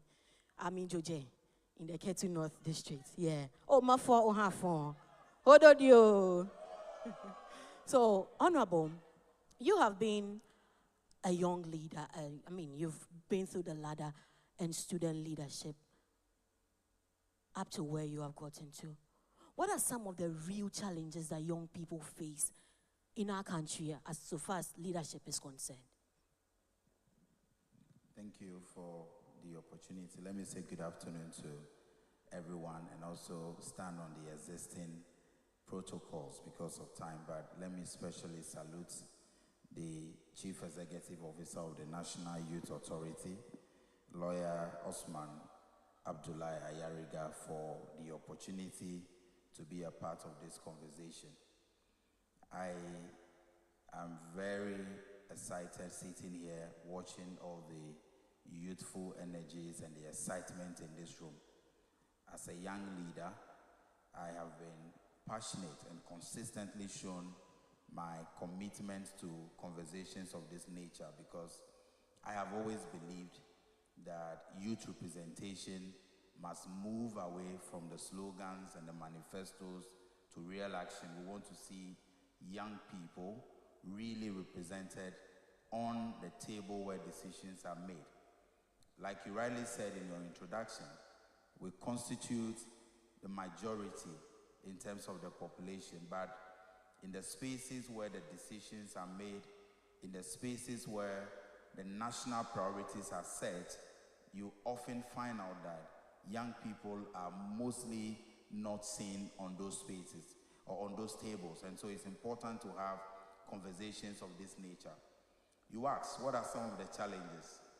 As a young person in politics, and as a young person who is always attempting to have a voice in the national conversation, we have lots of challenges that we are confronted with. Some are quite visible, some all of us are aware. But I will tell you that the biggest challenge that we are confronted with as young people trying to get our voices heard is the fact that youth representation remains a pretense for many of the policymakers. And so sometimes they see us as people they can consult. Let's involve young people and create the impression that young people are also part of the committee. Let's involve young people and let people know that young people were also part of the decision making. But as to whether or not what the young people say in the room of decision making is really taken into consideration, it's a different conversation that we all need to have. The biggest challenge we face is that we keep talking about youth representation without properly defining the structures for involvement for young people. So what are the structures that we must put in place to have youth voices heard on the table of decision making? We don't have the structures, and so it becomes a matter of political patronage to say, this committee, we have young people, so young people could feel that indeed their voices are being heard.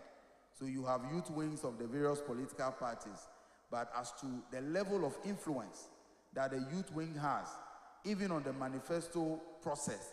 These are the conversations that we must have. And I pray that the conversation must move beyond politics. Because I have said openly, and sometimes you say it, you get a lot of backlash from your party, but I have said that successive governments have failed the youth when it comes to policy making.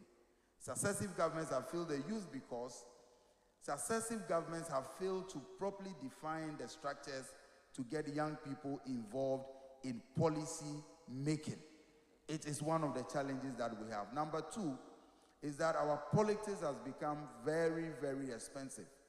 And it's difficult for young people with all the fine details, fine brains, and expertise to get involved and contribute to proper policy making. To become a member of parliament today in Ghana, there is a survey, but I think the IEA, that you need to spend at least 4 million Ghana cedis or so.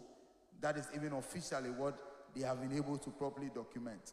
But I can tell you, as somebody who has run parliamentary primaries, somebody who was involved in general elections, that you probably need about 5 times that to be able to win an election in Ghana. So our democracy is moving to a level where if you cannot produce the money, you are not able to get a space on the table.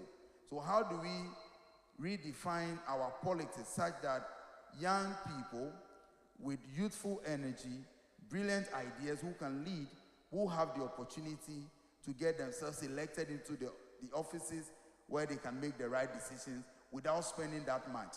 Our democracy is moving away from the people to becoming monocracy.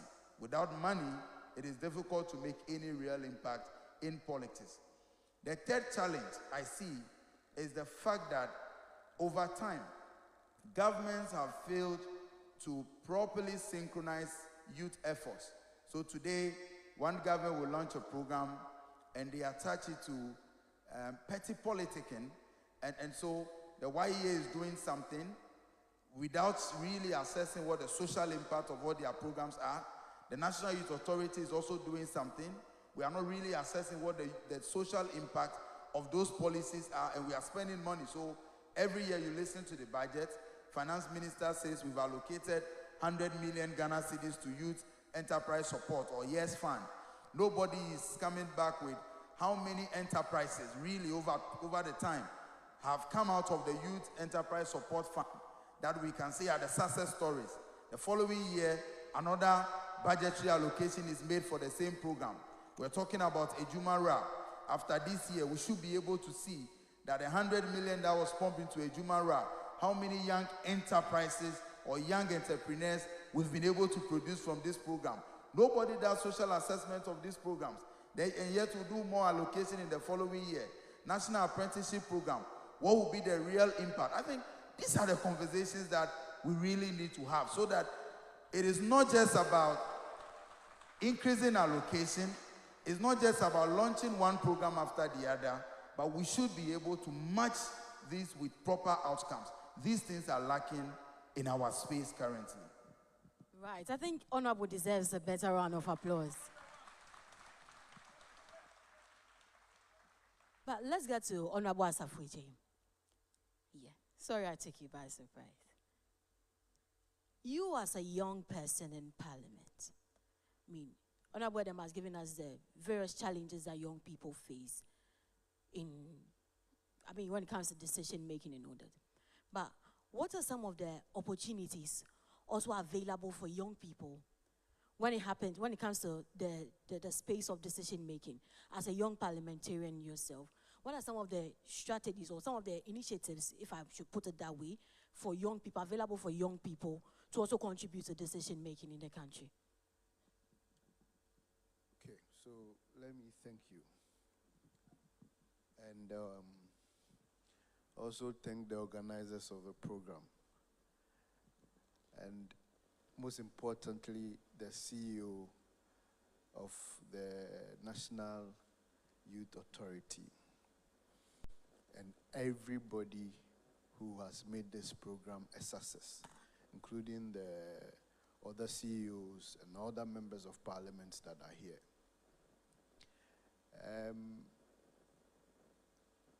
I agree that there is a huge challenge. Most often than not, when I come for programs like this, I want to be practical as usual.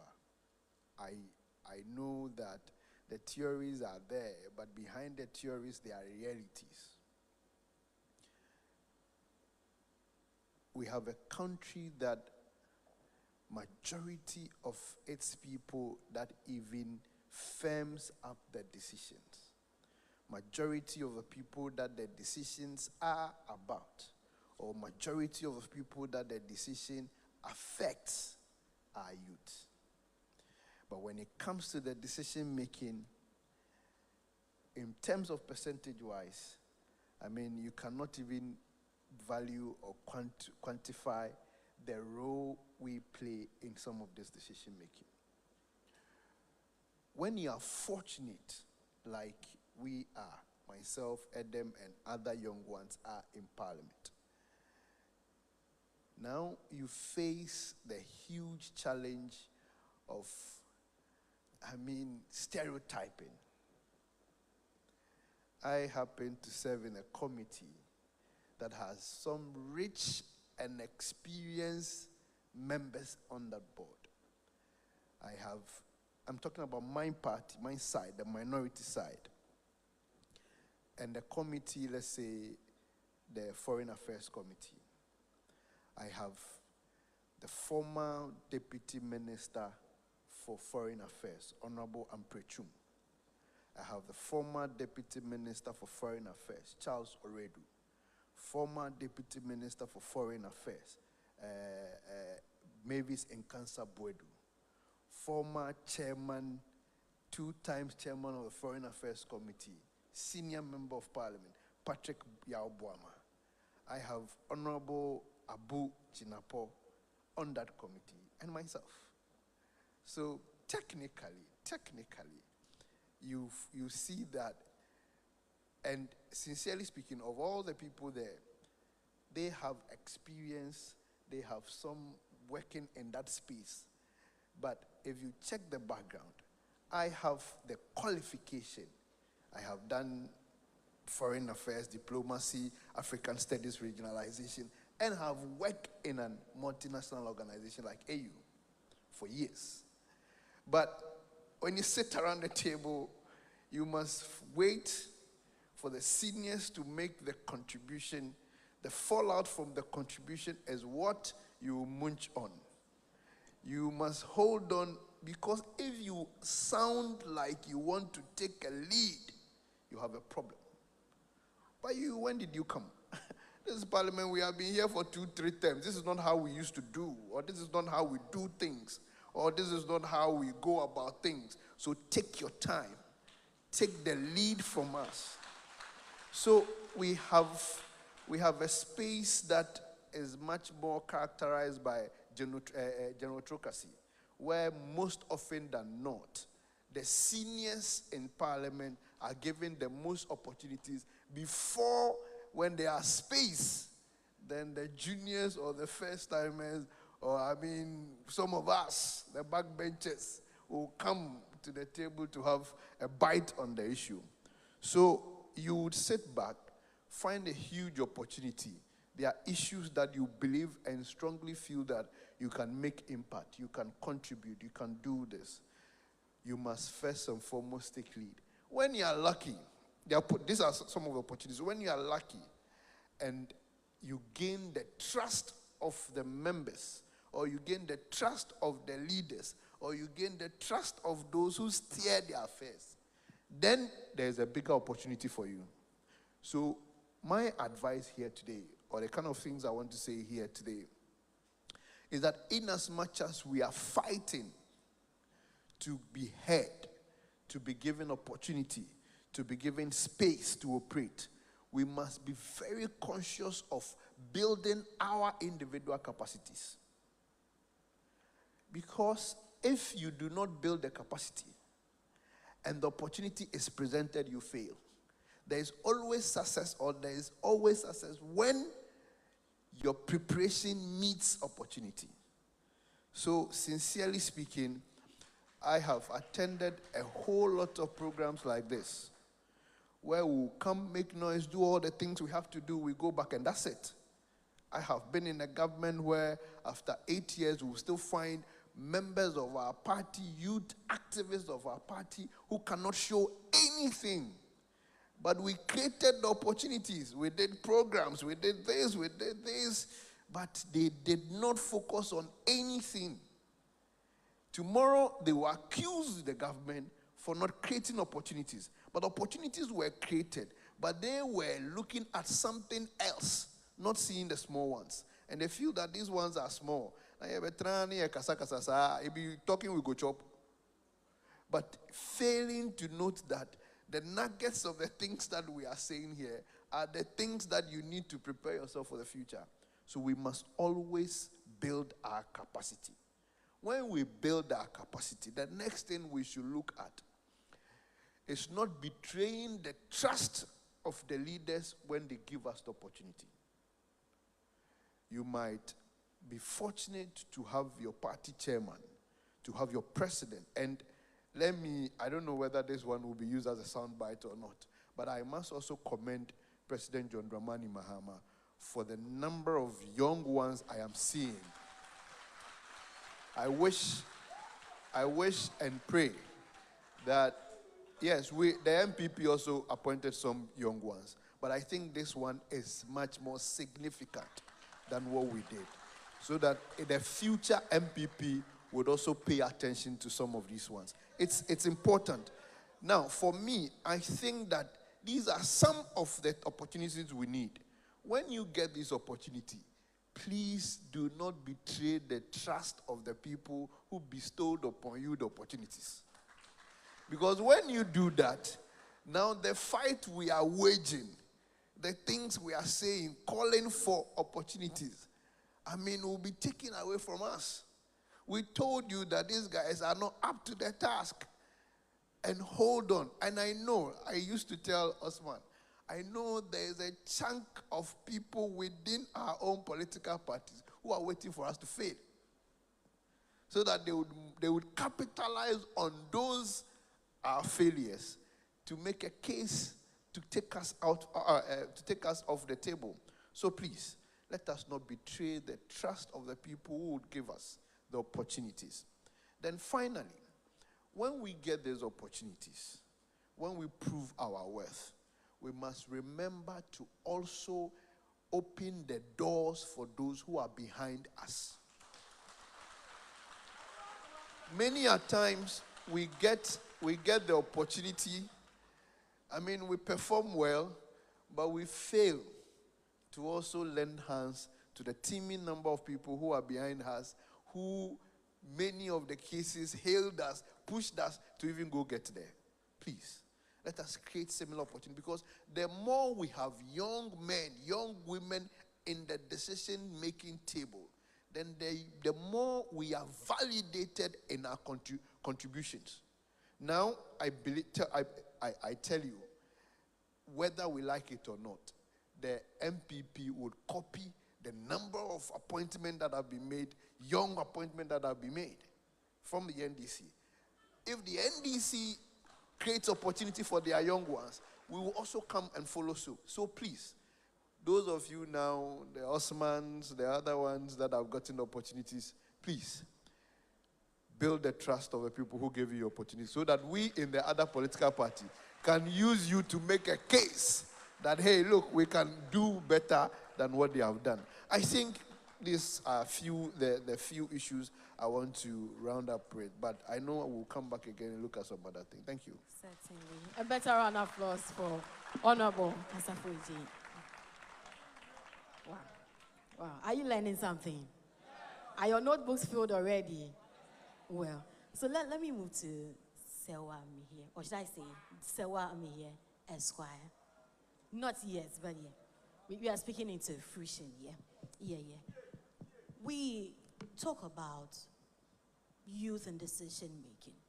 Many a times we see our men, our young guys, always channeling, always pushing, always the ones on our screens talking to issues. And As Ewu Adams Karim will say on the Wizard TV Breakfast Cafe, where are the women? And we do not find them.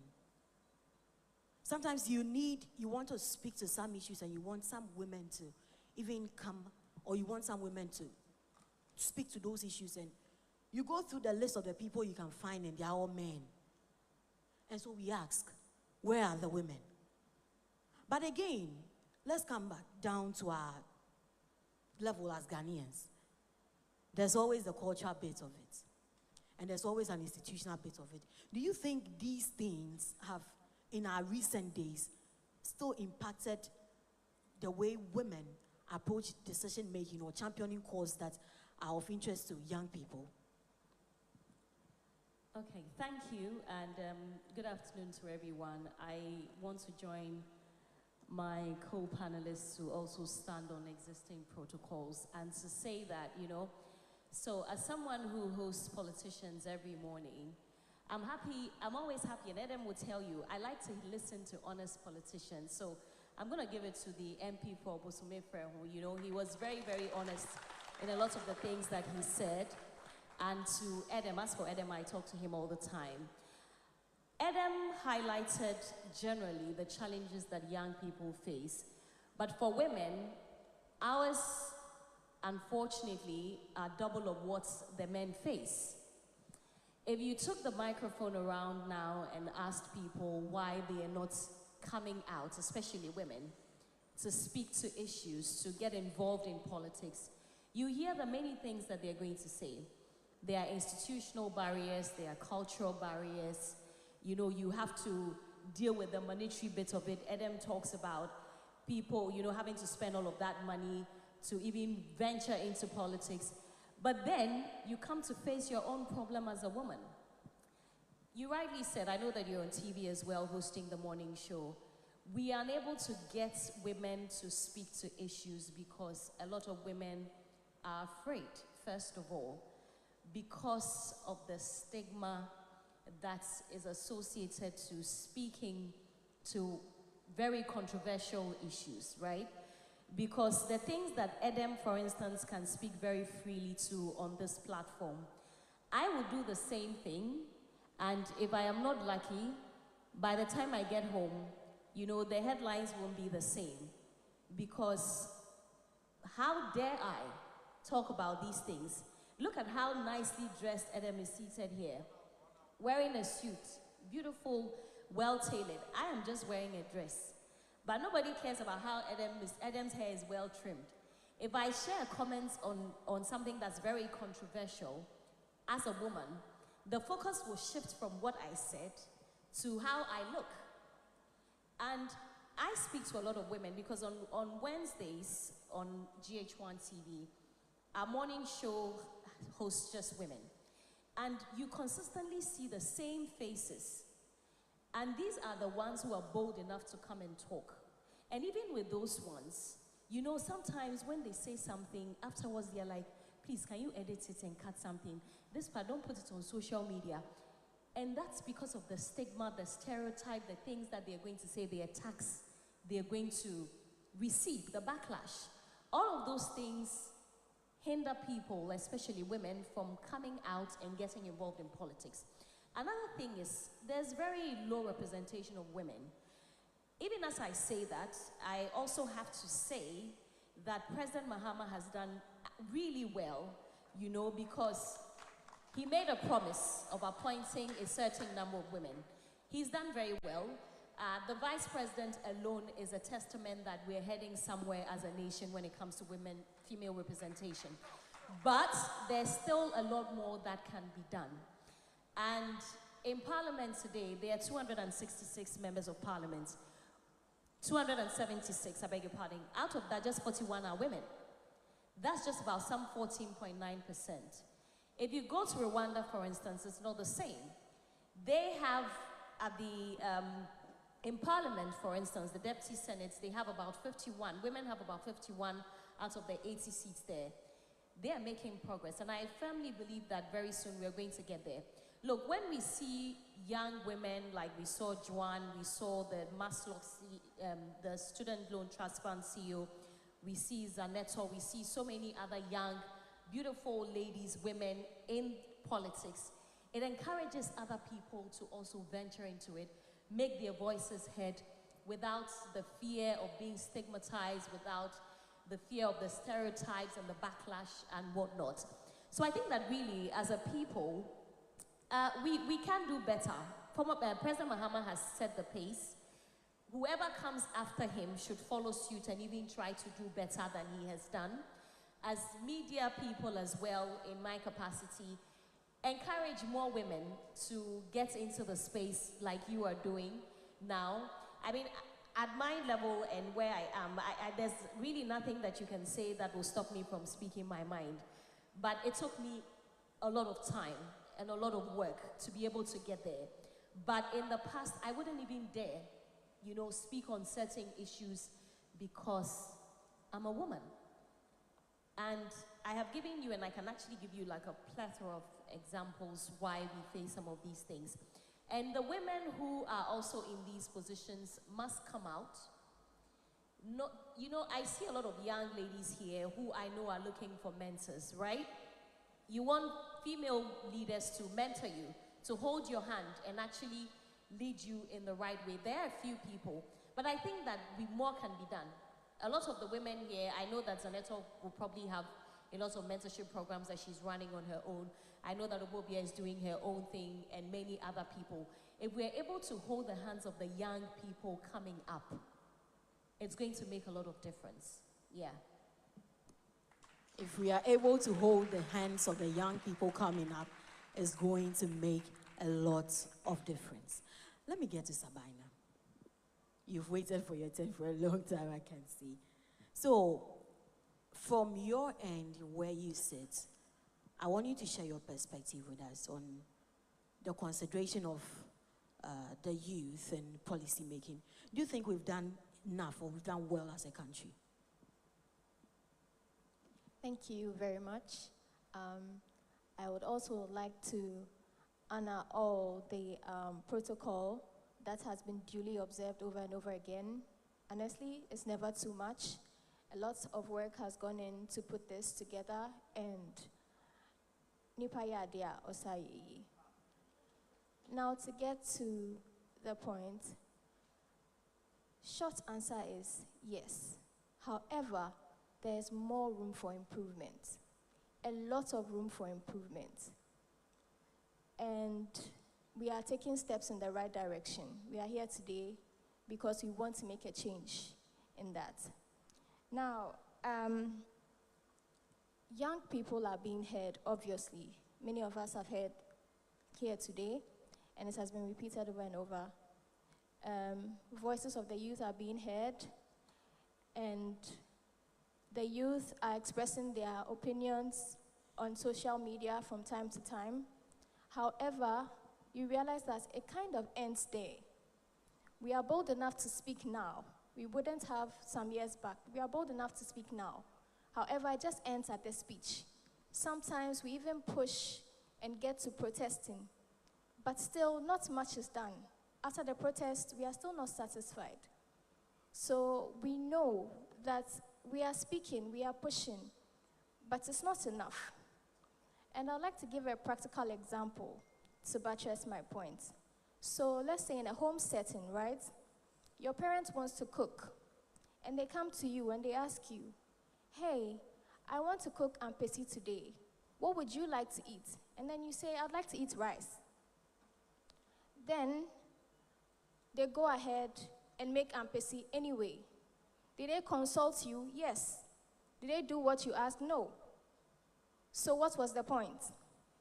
And that is where we are at right now. What needs to change?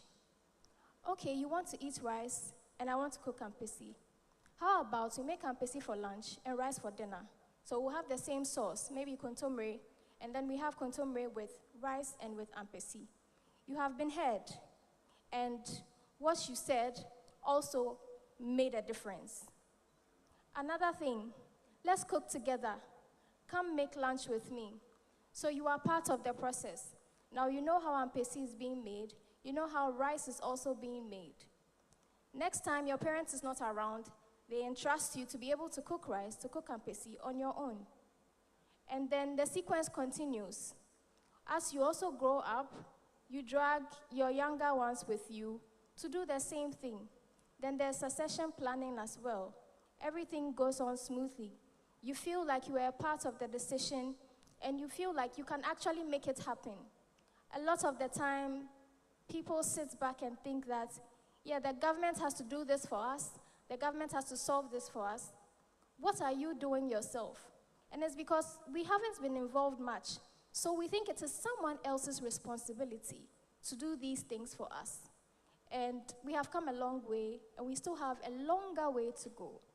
So far, so good. But I'd like to end with the fact that it is good to have all of us here to take steps to make sure that the little we have done will be topped up and improved greatly. Thank you. Thank you so much, Sabina. I think I'll go back to Honorable Asafoe. Yes. As a young legislator, I mean, you've stated a lot of points in your earlier submission, but what are some of the opportunities or biggest opportunities from your point of view? So you would answer that, and then I'll throw back to Honorable Ademagbana to also take his bit on that same one. What are some of the biggest opportunities you think that young people can actually take advantage of for their voices to be heard as part of decision-making in the country? So I have an opportunity of time. I know of a member of parliament now who tried attempting to get into parliament for the past 20 years now. He told me he's in parliament now. He's a former CEO of Exim Bank. Said, this is the 20th year I am getting into the parliament. I tried, sometimes I win primaries, I lose the main elections, I lose primaries and all that. Now, this is the first time I won primaries and I won the main elections, and I am in parliament. 20 years. Now, at this point and age, he is even getting close to 60. Doesn't have enough strength and other things, doesn't have all those, energy to do the kind of things. But the opportunity I have is that I am very fortunate that at this age, I am in parliament. I have the opportunity of time on my side. When I make few mistakes, I will learn. When I do well, I will progress. So I still have the opportunity of growth.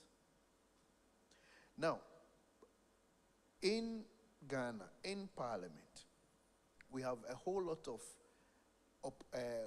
programs, training, opportunities that even if you don't get to go or attend or participate today, the fact that you are around, you will learn about it today, and tomorrow when you are given the opportunity to do it, you will do it well and better. So I have those opportunities. But my seniors and people, the oldies, do not have this opportunity now. Perhaps when they miss it today, and I think that is why Parliament will do a lot of seniority there. Because when they miss it today, you do not know when they will get the opportunity to come back again. So we have that. Now, again, you see, I am privileged to a lot of information that would help me make a lot of informed decisions. Some of the information are digital. Some of the information are the connections and the network I have built. Some of the opportunities are the experiences old men and old women or seniors are sharing, which I have the privilege to learn from. These are things that are available to me now that I can learn from. I was telling somebody that in Bosome Frehu, my political party do not have a problem, largely, because it is a stronghold. But we've never had a member of parliament that had gone 2 terms before. It is not that you lose the general elections, no. Even the NDC understands that in Bosome Frehu, they are only inching up or closing up their margins. But within your internal party primaries, you may not come back again. So it has been 1 term, different MPs, but it is the same MPP. Now, I have the opportunity of taking my time to learn why people have not been able to do 2 terms. I have the opportunity to study and take clues from things that have happened so that I could make it right. If I'm not able to make it right, then it means I didn't learn anything. Or maybe I failed to take advantage of the situations that have happened. So the young ones, we have the opportunity of hindsight, and we have opportunity to review some of the things that we will make. The prayers and what we must hope for, that the mistakes we will make may not be grave that will end our careers. That is what we should pray for.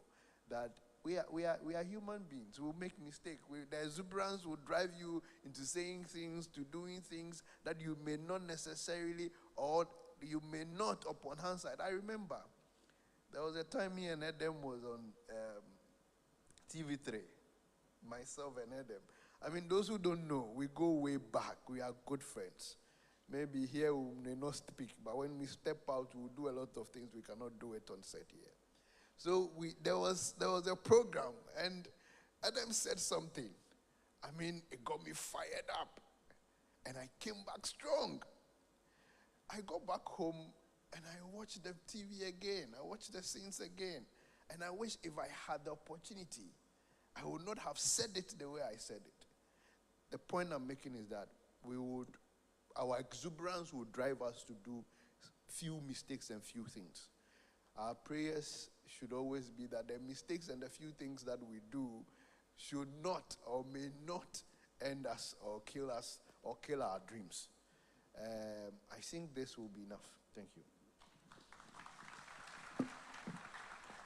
So, Honorable Adam, please, we have to break up into sessions. So please, Inajifi, share your thoughts here. All right, thank you. I think that despite all the challenges that we have mentioned, we have a number of opportunities as well. The first opportunity is the fact that leadership is aware that they must give young people the opportunity. And that is why, listen to the speeches of all the political figures, even those in their 80s. When they climb the stage, they pretend or want to portray that they are young. They want to associate with us. They want to belong to our bracket. It means they see the potentials, and so they see the need to identify with us. That, for me, is a big opportunity that we have to take advantage of. Opportunity number 2 is the fact that we have evidence of performance by young people. Let me give you a brief story. When I went to Ketu North and I wanted to be member of parliament, I was the youngest in the race. Were 8 people in the contest in the primaries. Very, very difficult contest. And the biggest challenge, the biggest propaganda against me was that I was too young. Now, if they say you don't have money, you don't have this, you don't have that, you can put up an appearance. People call it settings. But for age, there's nothing you can do about your age.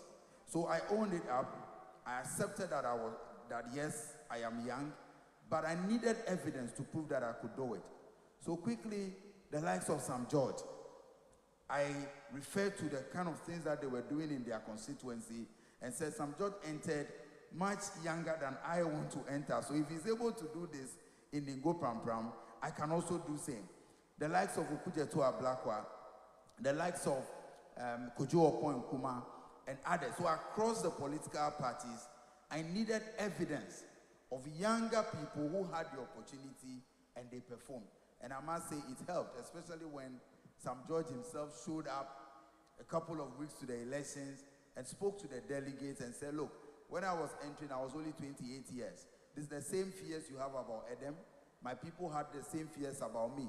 But they had their bet on me, and today we've been able to achieve A, B, C, and D.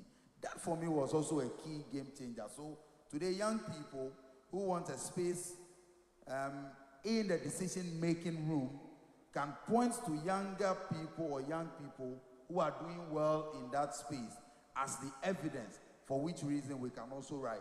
The last opportunity we have is the fact that globally, the conversation is shifting to solution-driven, technology-backed conversation. And we are the people that are more savvy with the technology conversation. Today, every leader is struggling to use teleprompter to make a presentation. Who are the best people to set all of those, to put those machines and to put that technology at your disposal? It is the young people. So we have opportunities. And I must say, we've made significant progress. Today, we have many more young people occupying positions. We have many more young people in parliament. The last time, the Right Honorable Speaker said, this is the most youthful parliament in the Fourth Republic. It means we are making progress. However, we must move beyond just the numbers to ensure that whatever policies and programs we have for the youth are sustainable. I have been very particular, and Osman knows my views about this, that governments should stop giving tokens to young people and provide them with sustainable opportunities. The tokenism is too much.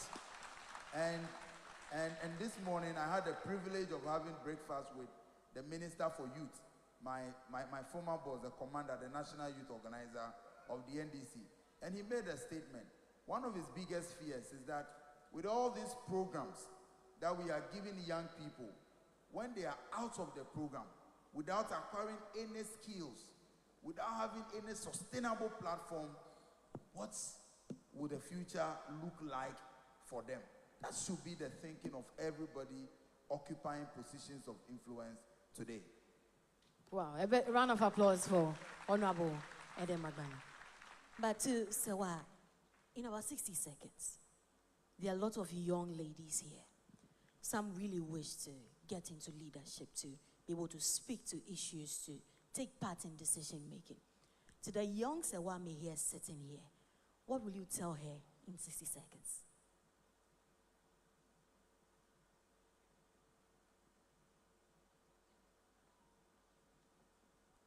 In 60 seconds. I'll try. I mean, you know, the first thing I'll say is, even without being given a platform like television, there's social media. We have seen young people make their voices heard and considered because of their activism on social media.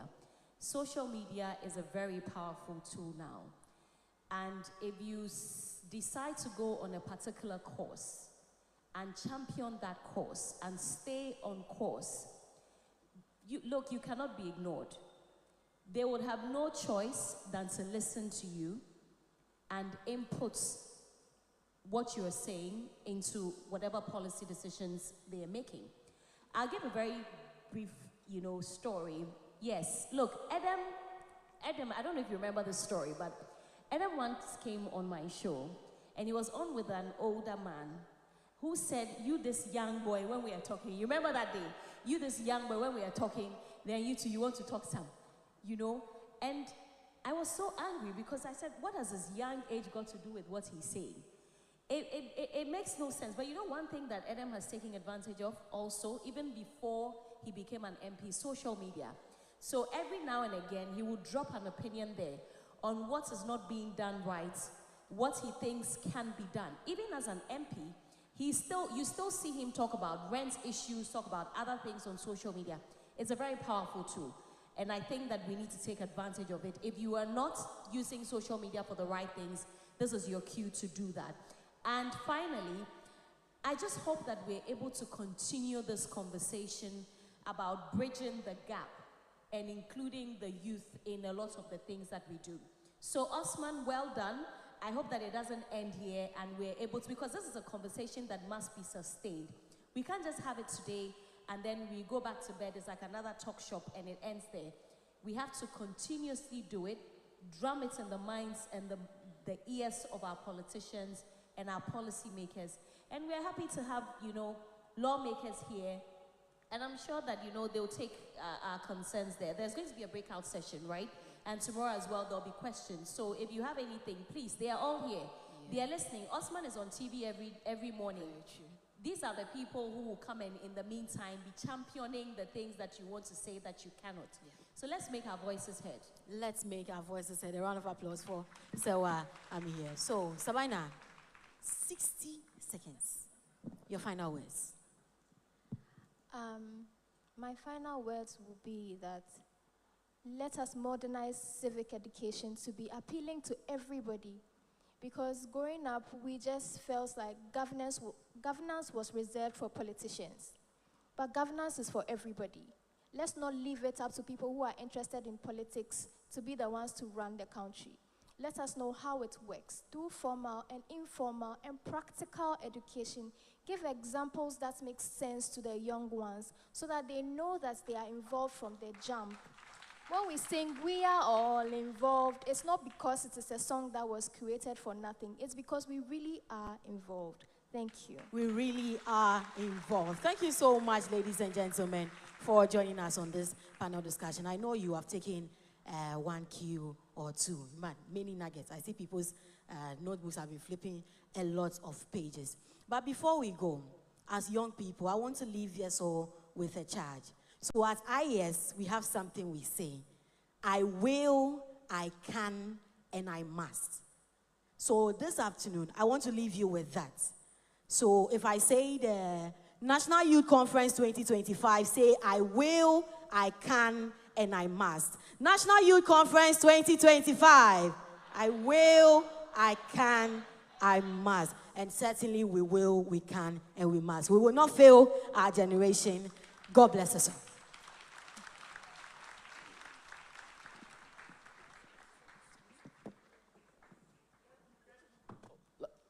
Photographers, please take a picture of our panel members for us. And let's give them a round of applause once again, ladies and gentlemen. And as they take their pictures, let me quickly indulge you briefly in one of my very favorite poems, written about some 9-10 years ago. I call it Tell Them. When anyone asks you why I behave like I do, tell them that I'm a young man from far whose destiny has brought me this near. Tell them that I cannot afford to fail the very people who look up to me on a daily for inspiration. Tell them that there's a mission unaccomplished, and so I cannot stop to take second stares at barking dogs, that I am my own motivation.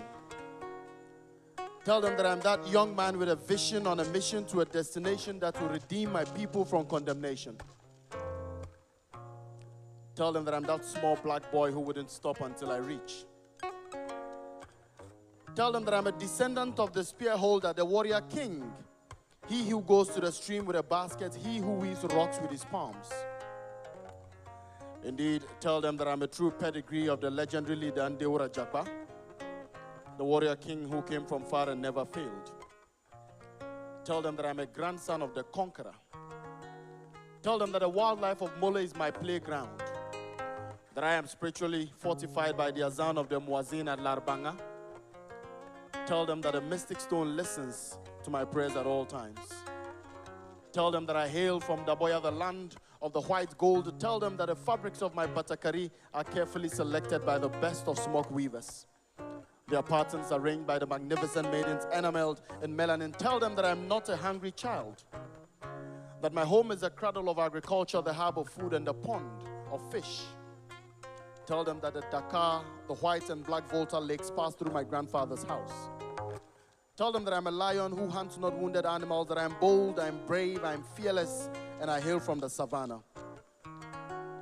Tell them that I will stay and build. Like an Nkrumah, I'll redeem my people from the hands of oppression. Tell them that I'm a Mandela set for a new and united Africa. Tell them that I'm the voice of a Lumumba, the fist of a Kagame. Tell them that the Mediterranean will not have a feel of my flesh, that I will stay and build. Tell them that I'm an African rising high to the tippy top of the Kilimanjaro, flowing through the Zambezi, the Nile, and the Dakar. And tell them that although my founding fathers are no more, I shall carry on with their works till I am no more. For growth knows no barriers and has no expiration dates. And so as long as the human species continues to multiply, so shall I grow, and so tell them. Thank you, ladies and gentlemen.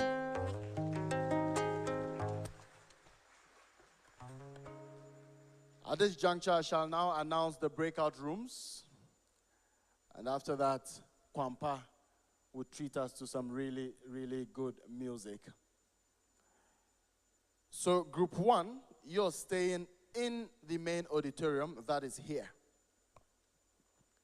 And you'd be told which groups you are going to. I'm told that the original coordinators would inform you of which groups you're going to be in. So group 1, you're staying here in the main auditorium. Group 2, you're going to the Samuel William Dufour Hall. That's for group 2. Group 3, you're going to the J. Kofi Kwe Auditorium. Group 3. Group 4, you're going to the Children Resource Center. I'll start it again. Group 1, you're staying here in the main auditorium. That is the Joseph Eji Pencil Auditorium. So group 1, you're going to be here. And the workshop is from Skills to Enterprise, Apprenticeship for Youth Development.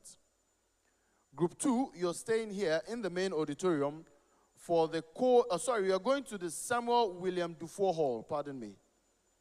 And the topic is Code and Confidence, Igniting Her Spark, Empowering Women in the Age of AI. And this will be facilitated by UNDP. Group 3, she leads session on girls and young women participation in political leadership. You're going to the J. Kofi Kwe Auditorium, and your session is being led by Plan Ghana. Group 4 is an entrepreneurship masterclass facilitated by the Ghana Chamber of Young Entrepreneurs, and you are going to the Children Resource Center. And so please take note of that. The other classes, of course, would also follow up in the other groups. I'm told that each group would have 2 separate classes or 2 separate sessions. And so group 1, you are staying here. Group 2, Samuel William Dufour Hall.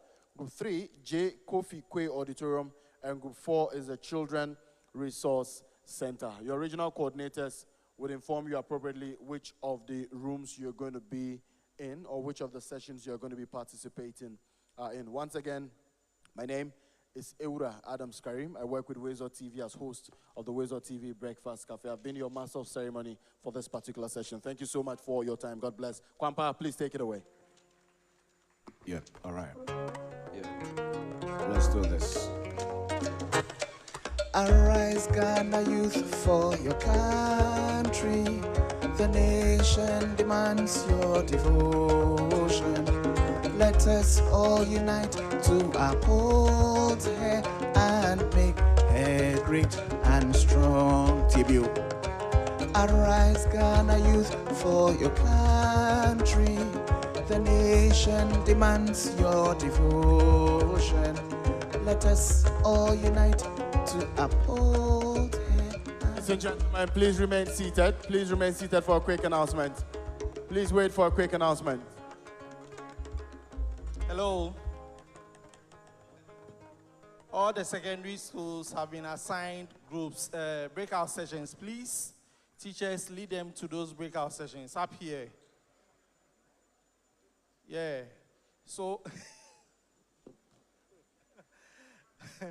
so our coordinators will lead you to the breakout session that is up here, about 50 meters from this place. Some will be here. The rest of us, okay.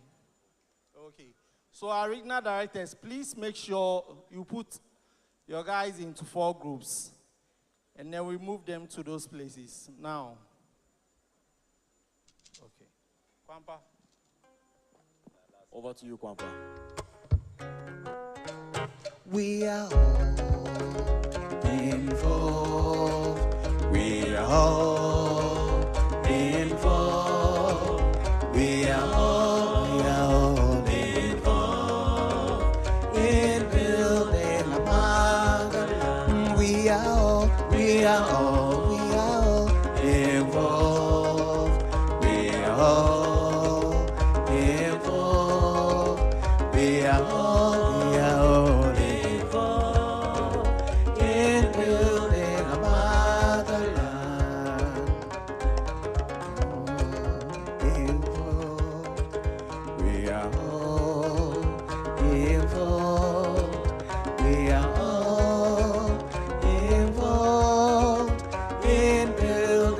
motherland. Arise, Ghana youth, for your country. The nation demands your devotion. Let us all unite to uphold her and make her great and strong. Arise, Ghana youth, for your country. The nation demands your devotion. Let us all unite to uphold her and make her great and strong. We are all involved. We are all involved. We are all involved in building a mother. We are all involved. We are all involved. We are all involved in building a mother. We are all involved. We are all involved. We are all involved in building a motherland.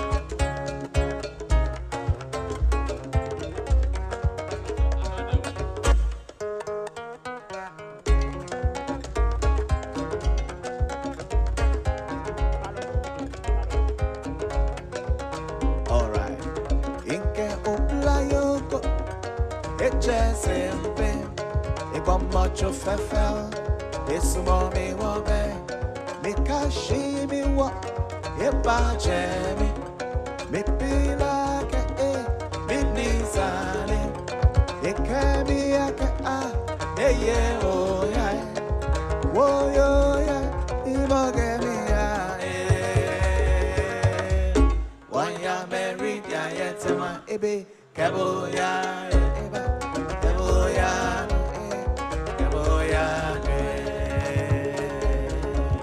dedo fevo woyo ya imogemi ya wanya meridia yetema ebe keboya eba keboya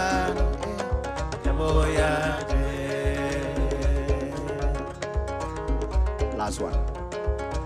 They say I smile too much, I'm way too hot, I'm too spirited, I'm cool-tempered. They say my dance is silly, oh. My girls are hips, yo. I love my soca, all my ladies is the sugar. I'm made in Ghana, I'm made in Ghana, I'm made in Ghana, I'm made in Ghana. You can take me to London, but I'm made in Ghana. You can take me to Lagos, but I'm made in Konyeme. You are made in Ghana. You are made in Ghana. You are made in Ghana. I'm made in Ghana. You can take me to London, but I'm made in Ghana. You can take me to Lagos, but I'm made in. They say I smile too much, I'm way too hot, I'm too spirited, I'm cool-tempered. They say my dance is silly, oh. My girls are hips, yo. I love my soca, all my ladies is a sugar. I'm made in Ghana, I'm made in Ghana, I'm made in Ghana, I'm made in Ghana. You can take me to London, but I'm made in Ghana. You can take me to Lagos, but I'm made in Koribieme. You are made in Ghana. You are made in Ghana. You are made in Ghana. I'm made in Ghana. You can take me to Mr. Akoto. Ghana. You can take me to Lagos, but I'm made every year. I'm made in Ghana. You are made in Ghana. You are made in Ghana. I'm made in Ghana. You can take me to London, but I'm made in Ghana. You can take me to Lagos, but I'm made in Ghana. Thank you.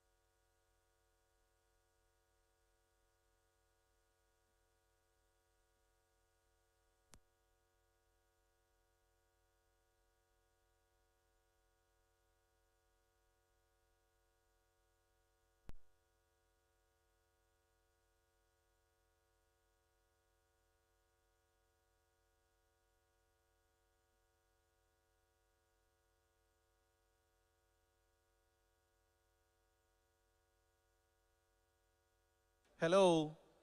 Please, group 1 will be in this hall. Group 1, which is the main auditorium, Joseph G. Painter Hall. Group 2 will go to William Dufour Hall. That is 50 meters from here, up here. And then group 3, you are going to Children's Resource Center. That's also up there.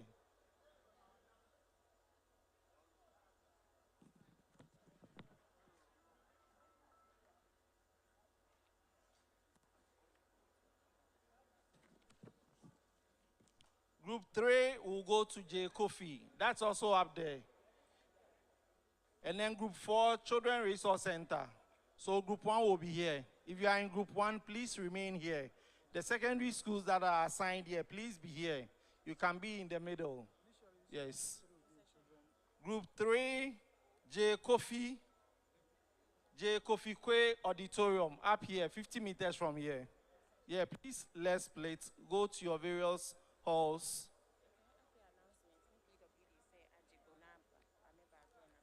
The PWDs, please come to this side. Please come to my side, the PWDs. Group 1 here, group 2 out, 50 meters from here. Please scan the QR code. You see the program. Group 2, William Dufour Hall. Group 3, J. Kofi Auditorium. Group 4, Children Resource Center.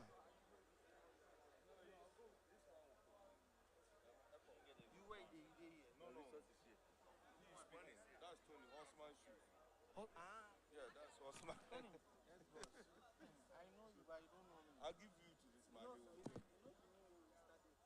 Balance of young entrepreneurs. No, his own was not Commonwealth. His own was Alliance of Young Entrepreneurs, not the Commonwealth. Yes, I'm talking about. So this man will take you from a different platform. No, I know. All right. So wherever we are going for, hey, bro, how are you? We go through the entrepreneurs.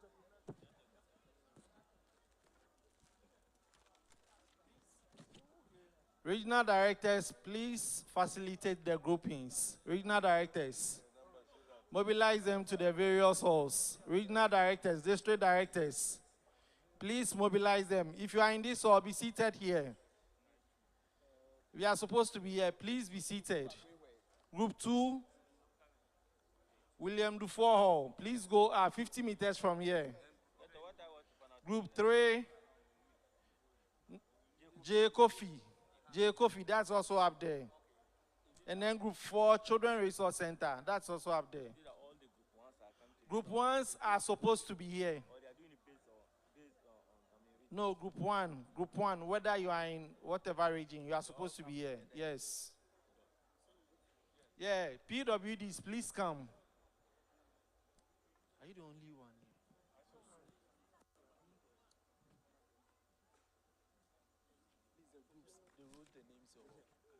The rapporteur coordinators. Rapporteurs, please coordinate them. Rapporteurs, please coordinate them. No, I wanted to find out. He said there are groups. Entrepreneurship, masterclass, where based on, okay. Masterclass will be in the Children Resource Center. Entrepreneurship Masterclass, Children Resource Center.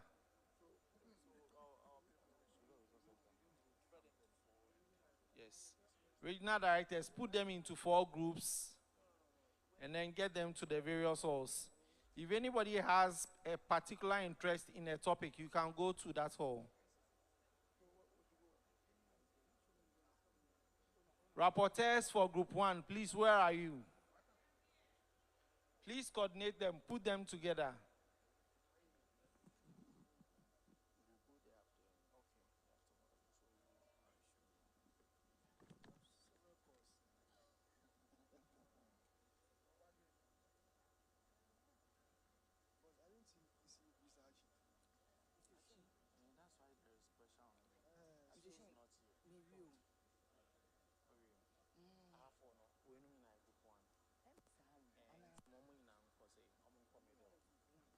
Hello.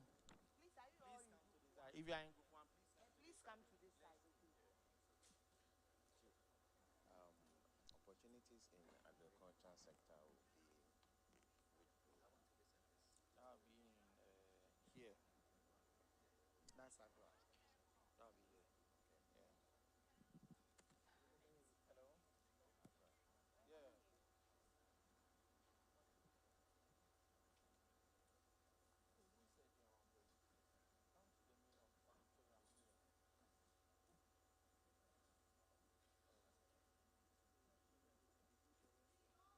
because opportunities in agribusiness.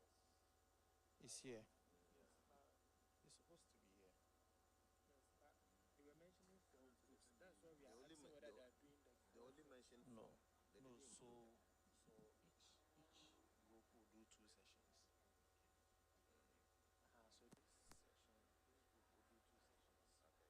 So this session, this group will do 2 sessions. Okay. The first one, skills towards enterprise, and then they'll do the opportunities in agro too. Okay. Before. Yeah. So then this section one before is they for will do. youth business security. We will go to group 3, group 2. We'll go with this one. It goes with this one. Yeah. Why? Where do you want to? We want to go to youth peace and No, security. I've been asked to moderate this. So go to the J. Kofi Auditorium. No, that will be in. Go to the next page. J. Kofi.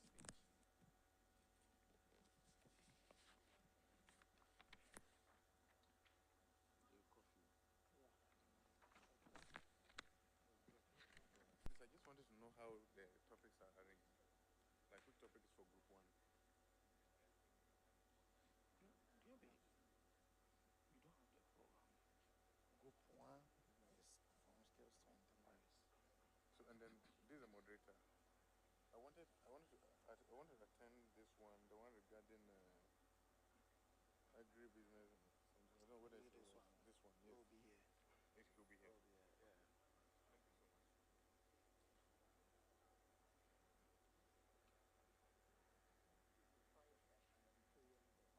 About 50 meters from here.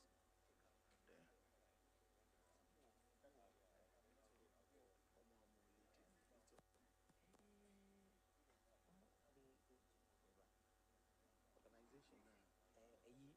Organization now. One are deaf, yeah, well, why interpret? If I interpret, if I chop. Facilitator. You know, I'm sending my money away from program office. field for Agra. Agra be a second one. So Agra for you already are starting. Agra for you already on Agra for Agra. Please, where are the Agra officials? Agra officials. TVET. TVET 2 you're supposed to be here. Okay.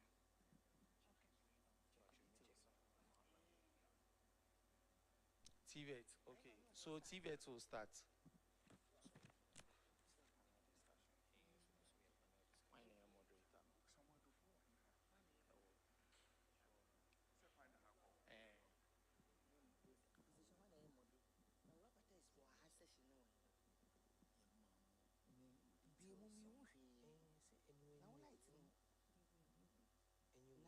So it's opportunities in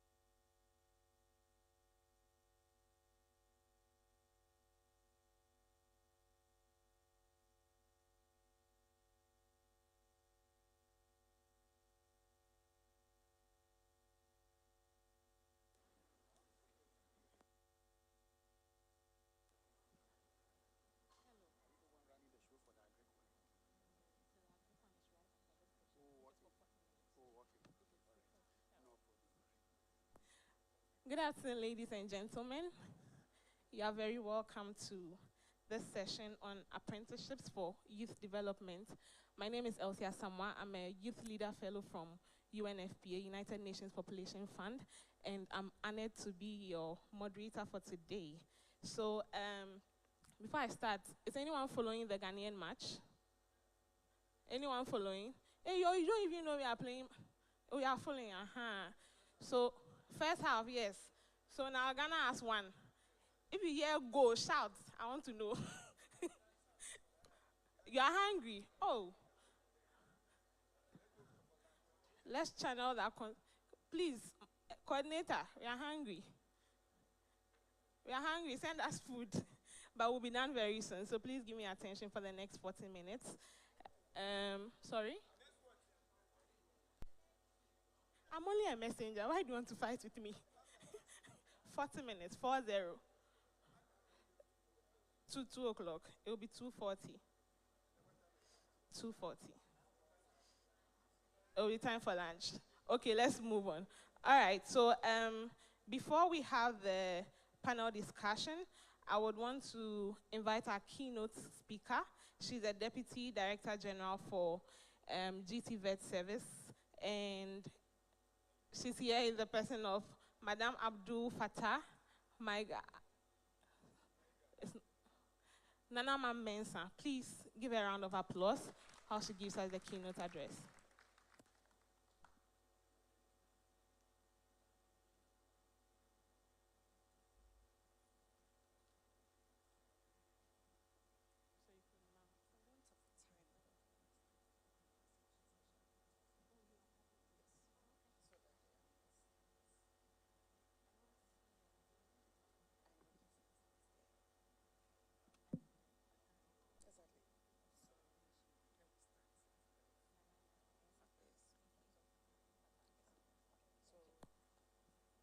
Okay, all right. So since she's so kind,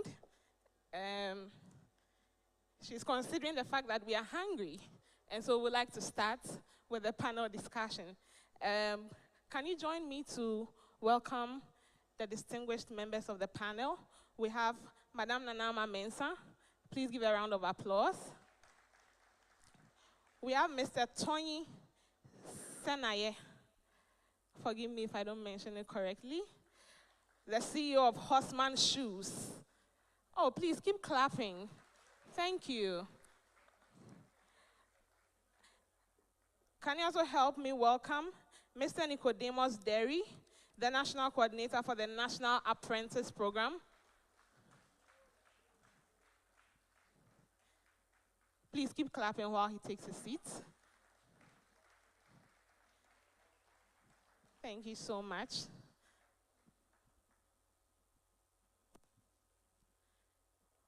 All right. Do we have any entrepreneurs in our midst? Only 1, 2, 3. No entrepreneurs? You are all what? You are all entrepreneurs. So raise your hand. Do we have any entrepreneurs in our midst? Good. Thank you. Any apprentices? No apprentices. Okay. So our topic today is from skills to enterprise, apprenticeships for youth development. In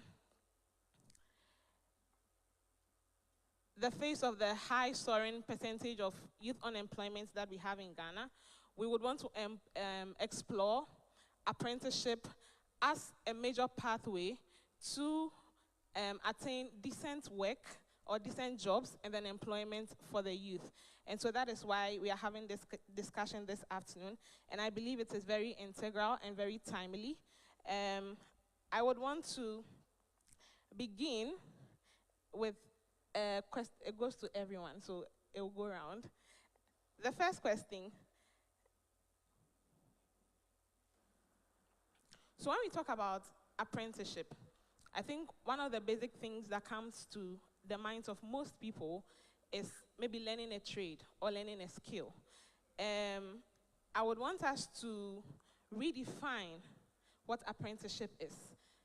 How do we redesign apprenticeship to instill the mindset of entrepreneurship in the minds of the youth today. So over to you. I'll begin from my far left. Right. Thank you, and it's a privilege to be having this conversation with all of us today.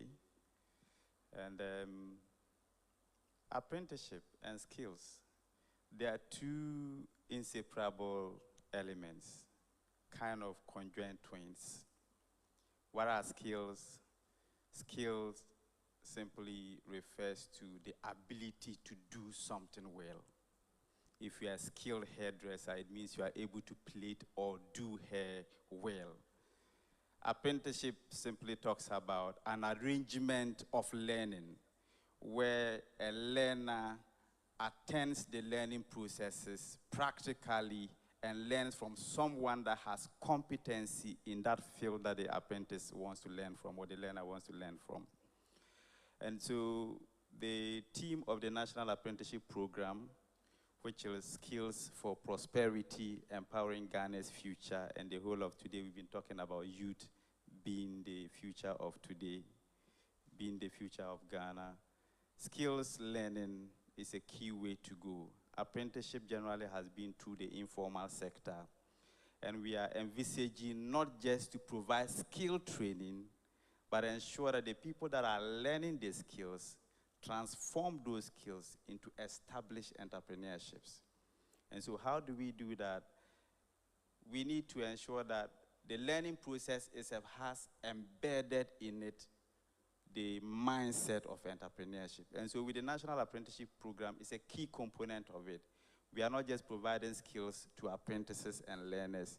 There's a 30% of soft skill training and 70% practical engagement in the trade area. And so the 30% of skills for entrepreneurship includes soft skills like digital marketing, mindset, and inculcation. And so the way to go is conscientization of everyone to see the need to polish up a skill or learn a skill and ensure that that skill is scalable enough. Thank you so much. Move on to Mr. Toyin. Can you please mention your second name for me? Nicodemus Namin Better Dometiero. Hey, thank you, sir. Mr. Toyin, please can you mention your second name? Hi, good afternoon. Good My afternoon. name is Tony Senaya. So when you say Senaya, I'm sure you read the E as E, but it's Senaya. Thank you. Hi, good afternoon, everyone. Yes, I'm a shoemaker. Well, now I make bags too, so I work in the leather industry. Please, has anyone heard of horseman shoes before? Oh, yeah, then we are doing well. So on the subject of apprenticeship, well, we learned by doing. You know, now that we are hearing the academic definitions and all that, so in the area that I work, you will hear apprentice every day, anytime, throughout the 15 years that I have been working with leather. And within recent years, the challenge has been that we don't even get people to train. So apprenticeship is just being attached to a master craftsman and then learning the trade or the skill from them. It is a whole set, very informalized. So you learn their attitude, you learn the skill, the way they behave, what they eat from the workplace, the associations, their trade secret and all that. So I was very happy when the president mentioned that they would want to introduce this to solve the problem that we are facing. And it's not only in even the leather industry. When you go, mechanics are complaining. They don't have people to work with. In fact, people to train. Tailors are complaining. Barbers. And me, for instance, in the locality where I operate in Kumasi, I sent out a notice to my church that we want to train people for free. The tradition has been that in the olden days, your mother or your guardian will take you to a master craftsman, and then you pay some fees. In addition, you bring tools that the master will ask you to come with. But for us, we said, look, we will do it for free because we needed people to train and also pass on the skills to, because my master craftsmen are getting old. So I am thinking of succession planning. But unfortunately, they don't want to come. So I'm sure within the conversation, we may identify reasons why young people wouldn't want to learn the skill through apprenticeship. And since Nicodemus, the big man, the coordinator, is here, we will share ideas with him how we can help solve the apprenticeship problem, because it is very, very important. As we sit here now, we have skilled labor being imported from Togo, Benin, and Nigeria, especially in the construction and the fashion space. One thing I realize is that when these Togolese come, they don't have any social ties. For them, they are coming to hustle and get the money. But when you employ or when you bring in the Ghanaian, they have a lot of excuses. Somebody has swallowed nail in their village and they have to go. Their mother is sick and they've called them and all that. So I think that this is a very important conversation. And for me, beyond the conversation, the practical step that we would take to solve this problem. Thank you. Thank you so much. And before Madam speaks, can we please invite to the stage Mr. Edward Akani, the Partnerships Manager for ALX Ghana. Thank you so much. You're welcome, sir. Okay, so over to you. I think I would like to. Can you? Hello? I did. Hello? Good. I think this is better. I'd like to actually continue from where Tony just landed. And the big question for me is, why are young people not considering apprenticeship? And it all boils down to our perception of what apprenticeship is all about, the informality nature of apprenticeship, and what we perceive apprenticeship to be over the period. And we over the period, it is only in Ghana that we feel that apprenticeship is for people who have not gone to school or who have not advanced or progressed when it comes to education, or people who are not so good academically. But I kid you not that everything that we see here has to do with TVET skills and apprenticeship. The very chair you are sitting on. So if somebody you think who has not gone to school or progressed academically is the one who made the chair that you are sitting on, how does he get the mathematics right? So it is never true that apprenticeship is for people who have not gone to school.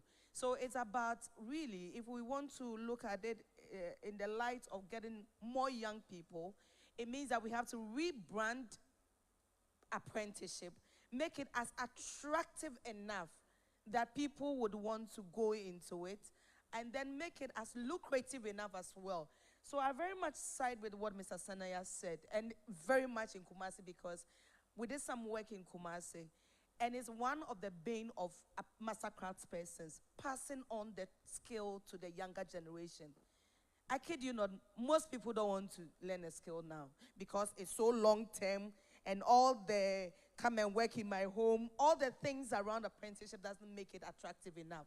So betting pays, being a mate even pays quickly than go into apprenticeship for 3 years before you get some substantial money. So I think if you are looking at the conversations around apprenticeship, we really have to go deep down to know what is not making the young people, make apprenticeship attractive enough for them to come into that space. Okay, thank you so much. I think you've answered one of the biggest questions here about some of the misconceptions that we have.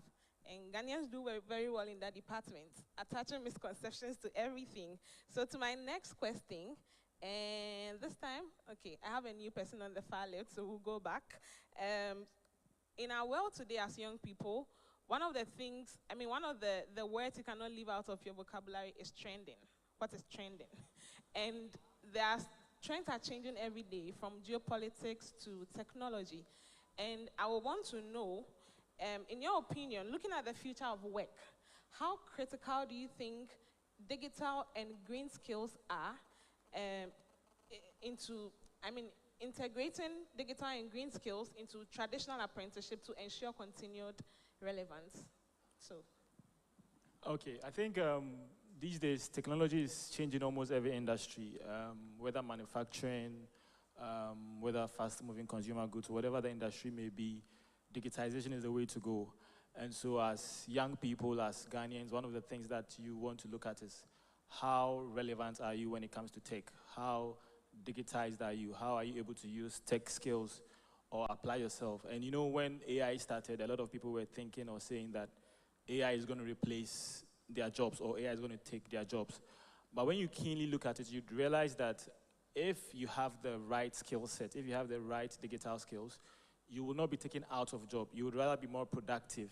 You'd rather find yourself being able to apply yourself in different ways. So I think that the good thing about tech, the good thing about digitization is that it allows you to be more relevant. It allows you to be more productive. It allows you to even fit different holes or opportunities. So one of the key things really is, what digital skills do you have, or what digital skills are you able to apply in whatever thing that you are doing? So whether you are in the manufacturing space, whether you are in the fast-moving consumer space, whatever industry you find yourself in, what are the digital skills that you can use to be better at the work that you do? What are the digital skills that you can use to be more competitive? If you find yourself in a place where you are competitive, you are able to bring on board new ways of working, you're able to get things done faster, you become more competitive, you become more employable, you become more marketable, and you're even able to venture into building your own business. So I think what digitization does, or what tech does, is that it brings that relevance. It makes you ahead of the competition. Yeah. Thank you so much. I'll direct this question to Mr. Abdul. Okay, so can you, I think you mentioned early on how that you have 30% theory and 70% practical. So can you give us a deeper dive into what the curriculum looks like, what is the objective, and yeah, that's it. How is it taught for those of us who are interested? So the National Apprenticeship Program is driven by some existential challenges over the period. Some have already been alluded to. There is an overwhelming unemployment rate amongst young people. Even those that are in some forms of employment are underemployed because the magnitude of competence is not commensurate with expectation. There are skills gaps because people come out of formal education and industry needs are not met because what is taught in the classroom significantly is variant from what is expected from industry. There's an absence of standardization because most of the informal sector learning through apprenticeship have been from what level of skill the mastercraft intends to transmit to the learner. So you may find that you have a shoemaker from Upper West region training another person to make shoe. Now we have horseman shoe in Kumasi. The level of competence of those training in horseman shoe and level of competence in those training in Upper West are not equal. And so there's no standardization in what is taught because there's no curriculum that directs that Unit 1 should say, learn how to cut a certain pattern of leather. And so we've had apprenticeship over the period, but because there's been no curriculum, there's no standardization, so quality of the products have varied over the period. And it's one of the things that have accounted for the lack of confidence or perceptions that surround what apprenticeship should be. And so the current National Apprenticeship Program under this government is the first time in its kind. It's comprehensive in nature. We have had apprenticeship program before anyway, but this one is structured. And as I said, the structuring has a national perspective, regional and district level perspective. At the national level, we have an implementation committee that has TVET service on the implementation committee. We have CTVET on it. We have the Federation of Professional Trade Associations on it. We have all the GA, Ghana Enterprise Agency. We have NAIP on it because the idea is not just to provide skill training, but to provide a sustainable mechanism where skills that are provided are translated into sustainable job opportunities. Target groups are people that are aged 15 to 40 years. We have specific gender inclusion mechanisms, and so we have a minimum of 40% targeting females, a minimum of 5% targeting persons with disability. And the program is also deliberate about refugees. Refugees may not be Ghanaians, but they live in our communities. And if they are not productive, they will contribute to crime rates and other social discomfort and menace in the country. There is a deliberate target of prison inmates. There's recidivism. You have people coming out of the prisons and cyclically going back, while probably they get in there, come out with nothing to do. They will find a way of going back to eat free, not pay light bill. And of course, they are not beating the prisons. And so there's a deliberate target population. Now, the implementation structure and mechanism is such that we recruit mastercraft persons and training providers like Horseman, Shoe, other entities that have competencies to provide that. The people we contract or mastercraft persons must have CTVET accreditation. That shows that they have the competence level to be able to transmit the same skills to the learner. Because at the secretarial level, you might say you're a plumber. I am unable to testify that you have competencies to transmit the same skill at some standardized level. So the regulatory body assesses you and gives the individual an accreditation and comes to inspect your workplace and provide a workplace accreditation such that the workplace is conducive for persons with disability, is gender friendly, and provide a sensitive environment for learning. In the learning processes, government is taking the full cost of training. In the process, we are paying to ensure that there's retention and attrition is lower. Every month, we pay the apprentices a stipend. We provide the learning tools, and so if you lead brown paper or a tape measure, a sewing machine as a seamstress in the learning process, the program is providing that for you to learn. When you complete the program at graduation, we start you up with a comprehensive toolkit that you need to start on your own as a seamstress or as a plumber or as a mechanic or as a shoemaker. There are exit strategies. That is where the skills is now translating to the enterprises or entrepreneurship. Not everybody can be an entrepreneur. And so once you graduate from us, CTVET gives you a standardized certificate. With that certificate, you qualify to enter any of the security services, be it the military, fire service, because their uniforms are not bought in the market. They are sewn in the barracks. The military have vehicles that are maintained. Mechanics maintain them. The mechanics are not those in the magazine. They recruit them. And so with our standardized CTVET certificate on our national apprenticeship program, you can get into any of the security services. However, those that want to practice privately, two exit mechanisms exist. The first one, if you want to start an enterprise, we modulate you into the Ejumawura program, where you are provided with a startup capital. Already we provide you the startup kit. There is a second model, those that do not want to transform into bigger businesses, but they want to get self-employed and train others. The YEA has a portal that networks, and generally in Ghana, the informal service delivery system is through networking, referral services. So when you need a plumber, you call a friend to ask, do you have any good plumber? And so we are building a system that operates just like the Uber system, where if you need a ride, you simply go onto a portal and you book a ride. In the same way, the YEA is collaborating with other agencies, and there are third parties that we are envisaging to partner with, such that if you need the services of our beneficiaries, you go into the system, make your requests, make your quotations. And ours is multidimensional because it is not just the artisan you have access to. You are going to be having access to other service providers that provide the ancillary materials. If it is wiring, for instance, somebody supplies the cables, but the artisan may not have the cables to come with. And so you go into the same platform. That person supplies the cables in through the system At the end of the day, the payment is done into the system. Taxes get paid, the supplier gets paid, the artisan also gets paid. So in a nutshell, there's 70% of time that you have for practical learning.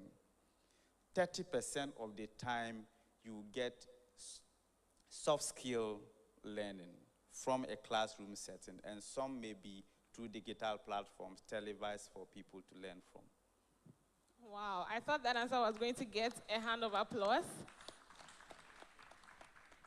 That is very articulate. I love the fact that it is inclusive. Refugees get to be there, inmates get to be there. That's wonderful. So I'll move to Mr. Toyin. I am personally interested in hearing your story, and I want to know from your direct experience, what is the most significant gap that you see in young people? You already spoke about the fact that they are unwilling to submit to apprenticeship. What skills gap do you see when it comes to young people in the industry? All right, thank you. Before I come to that, let me add on to something that Madame said about the perception, being that apprenticeship or vocation is for people who did not do well in school or who couldn't get the opportunity to go to grammar schools. I went to a preparatory school in Kumasi. I went to Prempeh College, and I came to the University of Ghana, where I even did student politics. So I finished 2007 as SRC president of the University of Ghana. So I have the opportunity to be anywhere that I wanted to be. So I normally say this to tell people that you don't necessarily have to have bad grades before you go into apprenticeship or vocations. What education will do for you is to make it better.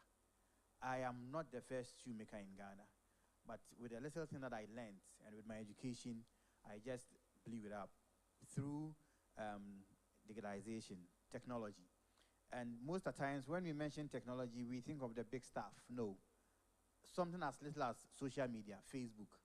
Something as little as WhatsApp. I see people who do stuff and I ask them, send me a picture. Oh, I don't have a picture of it, but you have WhatsApp. So it's the basic, the little things, you know. So back to the question, what have been my observation throughout my experience with young people? The biggest challenge has been attitude. Attitude.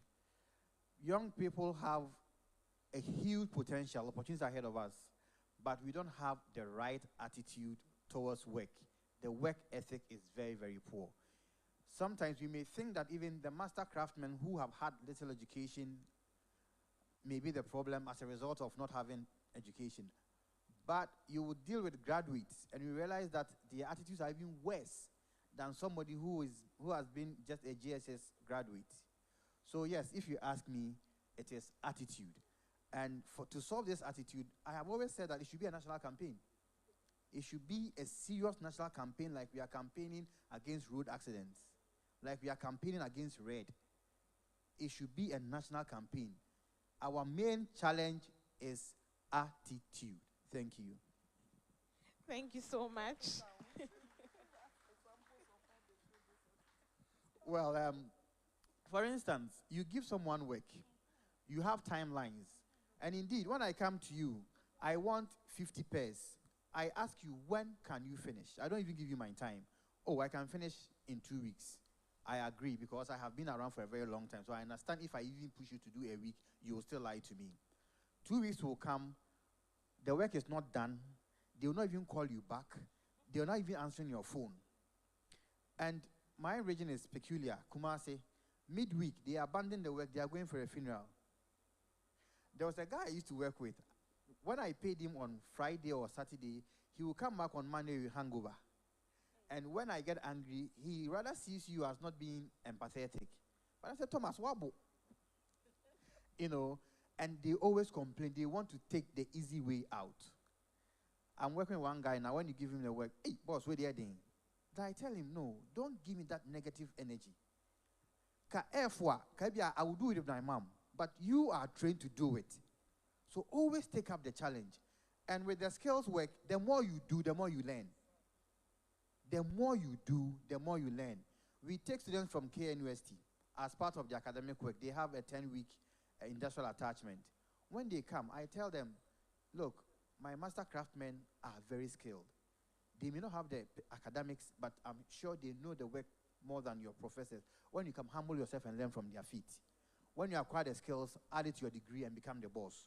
But whilst you are here, show humility. When they say cut this way, cut that way, we have had to work with a lot of people. When they come, they don't want to learn because they think they know too much. But trust me, these master craftsmen, Kumasi magazine, they can remold a car, and you would doubt that it was remade here, you know. So, young guys, when you get in, be humble and be willing to learn. In the long run, it is a skill that nobody can take away from you. When you become your own boss, you become your own boss. But once someone gives you the opportunity, work is very difficult to come by. I take work to people, and I take it back all the time. Even now, I cannot even chase certain opportunities because I say that if you don't manage it well, it may even collapse your small credibility that you have had. Because you go and take some huge contract, sublet it to the people who are on your neck wanting opportunities and work. You give it to them, they don't deliver. So we should change our mindset. We should be work conscious. And it is the little things. Communicate. If you can't do it, oh, chief, I said I'll deliver on Wednesday, but I can't. You call the person on Tuesday. We cannot do anything.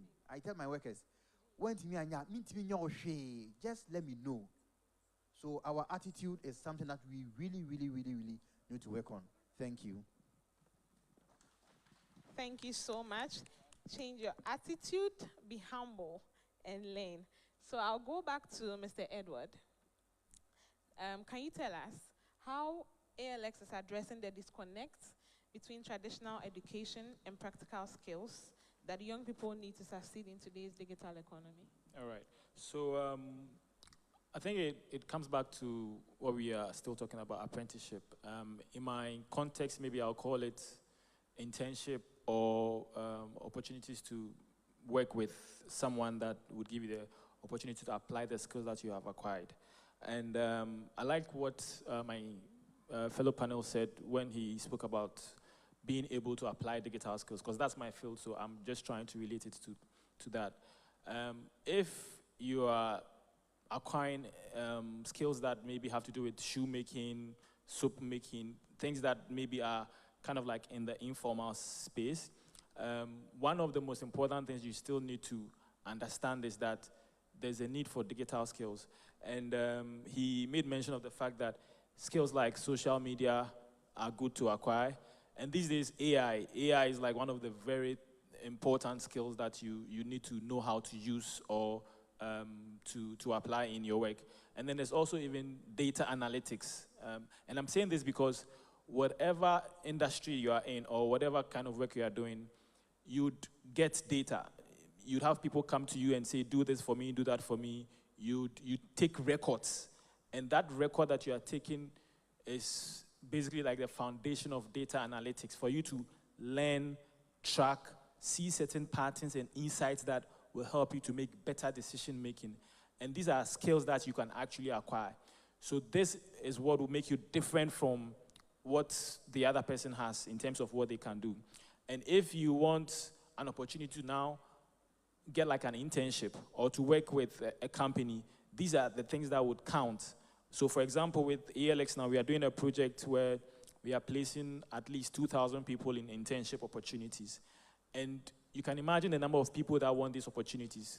We have over 40,000 people that are interested in some of these things. So then the decision is, how do we select the final 2,000 out of this 40,000 plus people? We look at things like the skill set. Apart from the typical things you can do, what are the other things you can do, like the other digital skills that you can do? Like I mentioned, AI, data analytics, and even the attitude bit, which I'm going to delve into soon. So it's very important that whatever space you find yourself in, look at how best to have more skills or digital skills so that you can stay ahead, you can be different, and when the opportunity comes, you now are able to grasp it. And then moving on to the attitude bit, you may think that when it comes to digital skills, attitude is not important, but it's very, very critical. And in this context, I'll talk about the consistency of it. And like he said, you improve your skill sets or you get better by practicing, by doing it over and over again. So consistency is very important. If you pick, for example, someone that wants to be a content creator or someone that wants to be an influencer, you create maybe a YouTube account or you start like a social media campaign or something. Many young people, after you try 1, 2, 3 times, when you fail, you stop. That is where attitude comes in. That's where the right mindset comes in. So even when you are doing something, even when you are acquiring the skills, you would definitely have challenges. You would definitely have hurdles that you would face.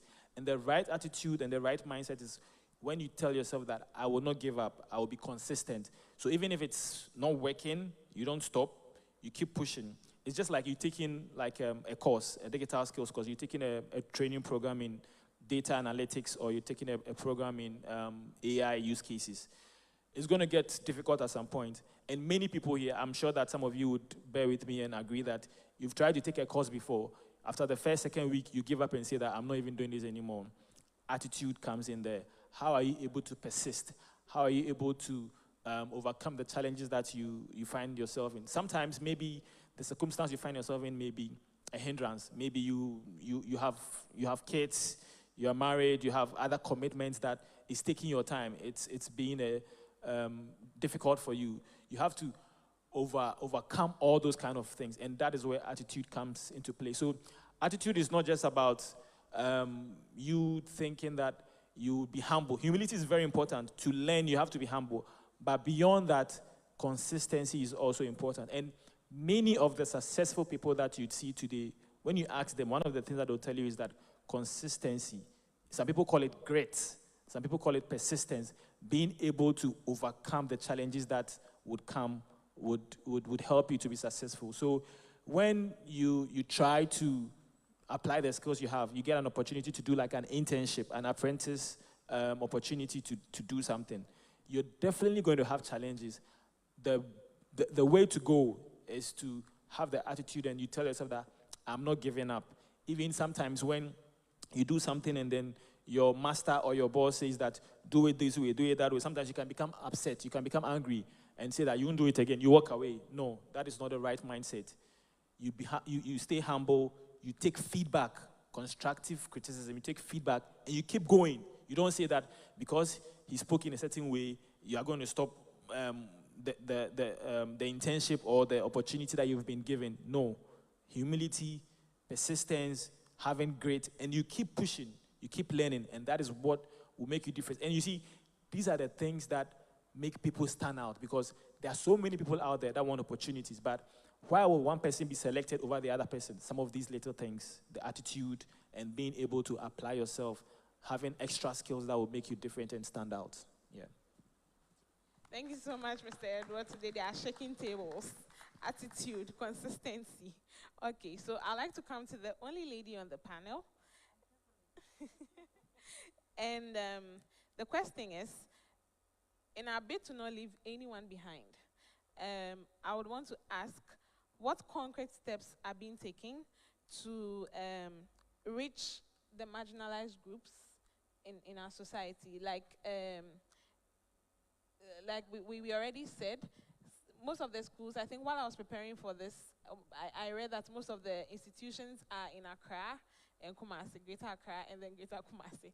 I want to know, how are we trying to reach the rural youth and other marginalized groups to make it inclusive? Thank you. Okay, thank you.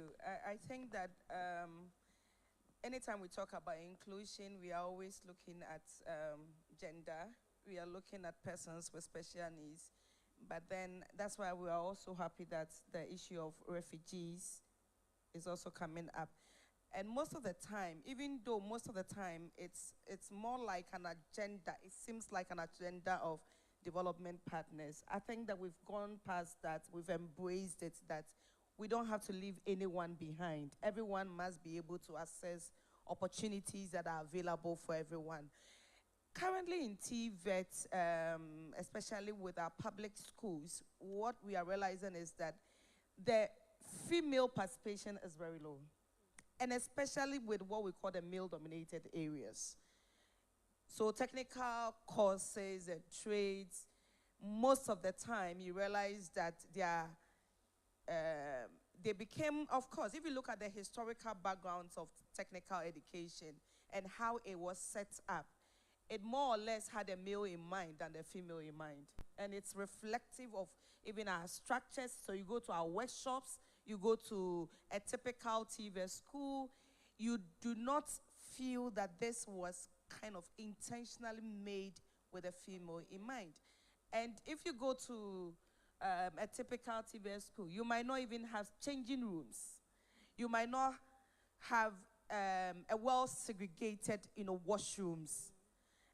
So these are some of the issues. So in terms of infrastructure, we are working or making sure that it's kind of bring on more females, especially. Then we are also looking at our program. Sometimes even the pedagogy.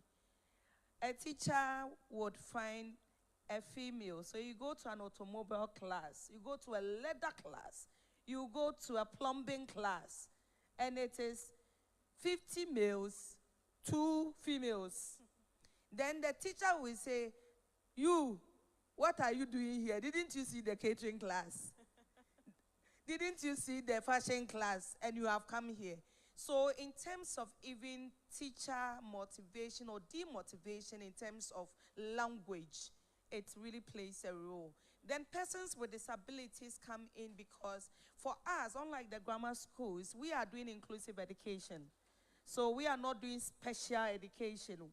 So how do we ensure that our schools, our curriculum, our training materials are such that somebody with special needs can easily access it? So it's one of the things that we are consciously working towards. And then minority groups as well. So how do we ensure that persons who are in the rural areas are also able to access? Of course, we have like 247 TV schools, but these are even formal schools. When we are talking about TV, we are not just talking about formal, we are talking about the informal as well. So the mastercraft persons, the apprentices, and all that. Then we have the private TV schools as well. And we are mandated to ensure that we manage all programs and then the policies in relation to TVET. So when it comes to inclusivity, we are very mindful of this to ensure that everyone has access. I think that we will say we are taking baby steps. Apparently, I'm the one in charge of diversity and inclusive education. One of our major problems has to do with persons with intellectual disability. So for people who have physical disability, most of the time it's easy. A simple slab can, make somebody access a classroom. But an autistic child, a child with Down syndrome, and most of the time, in as much as, one of the issues that Mr. Senaya, Tony, raises has to do with attitude. And so these days, as part of the curriculum, we are very much hitting on the soft skills aspect of our trainings. And that is one of the things that we realized was hindering the confidence of TVET graduates in accessing opportunities, that easily somebody who has been to a grammar school, could really access. So one of the key things was to hammer on the soft skills, the literacy skills, so that they'll be able to, put simple reports together. To be able to, I have a friend who is at Cummins, and then he says that for them, the technical people, they want a certain pedigree. And I was making a case, why are you not looking at this and that? He said, no, we would want a supervisor who can put a report together. So it's not just your ability to be practical with what you do, but also this literacy aspect as well. So we are making sure that, yes, as we are training people with the practical skills, they are also able to function wherever they are when they go out as well. So yes, in terms of gender, in terms of persons with a disability, then digital literacy as well. So we talked a lot about the digital literacy. The digital divide, especially those within the urban center and the rural center, is wide. Not all schools have computers. Not all, but even with IC, we have specialized ICT programs, but we're also ensuring that all other programs also have some bits of literacy, digital literacy, to ensure that a catering student or a fashion and design student will be able to do the simulations and the designs on the computer, so that it make pattern and all those things very much easier for them. So these are some of the steps that we are taking. Okay, thank you so much. Thank you. Last two questions. The last but one will be directed at Mr. Abdul. In light of the recent funding cuts, both internationally and locally, can you tell us what is being done, what concrete steps are being taken to ensure that there's continuity or sustainability?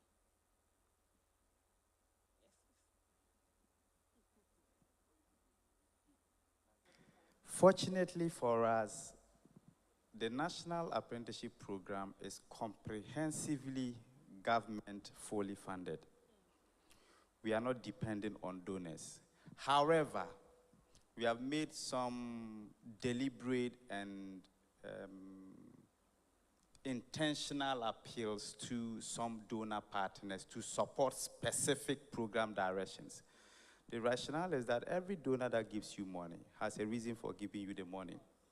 And the donor ambition will never be to your interest. And so the National Apprenticeship Program is deliberate about building Ghanaian youth for the future of Ghana.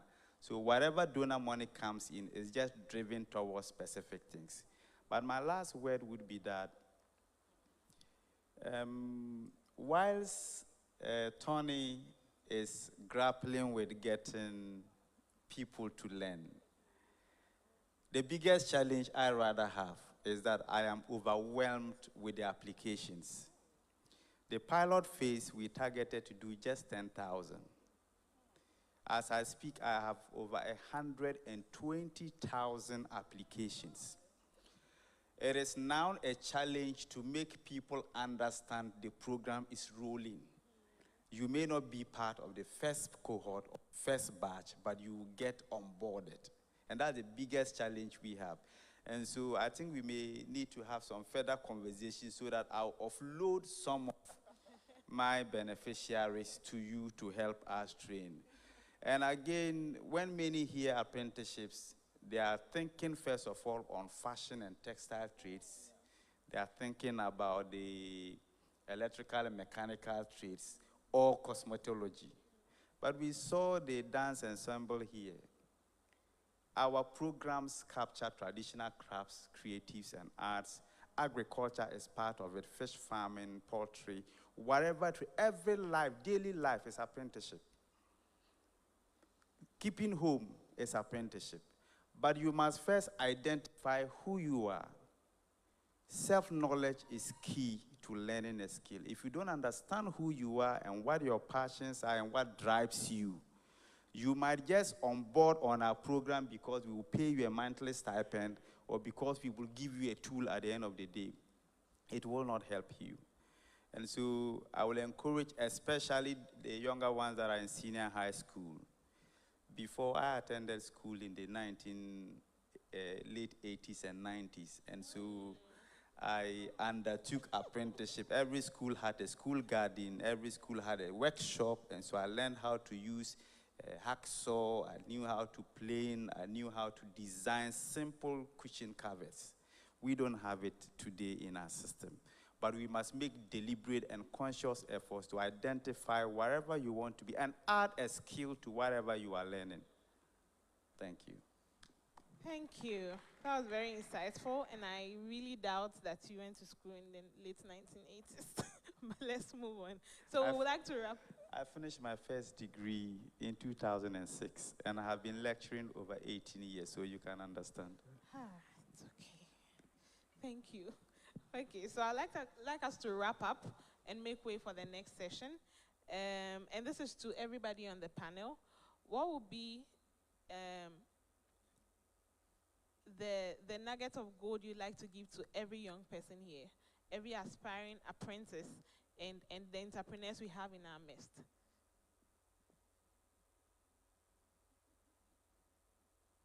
For me, it will be two things.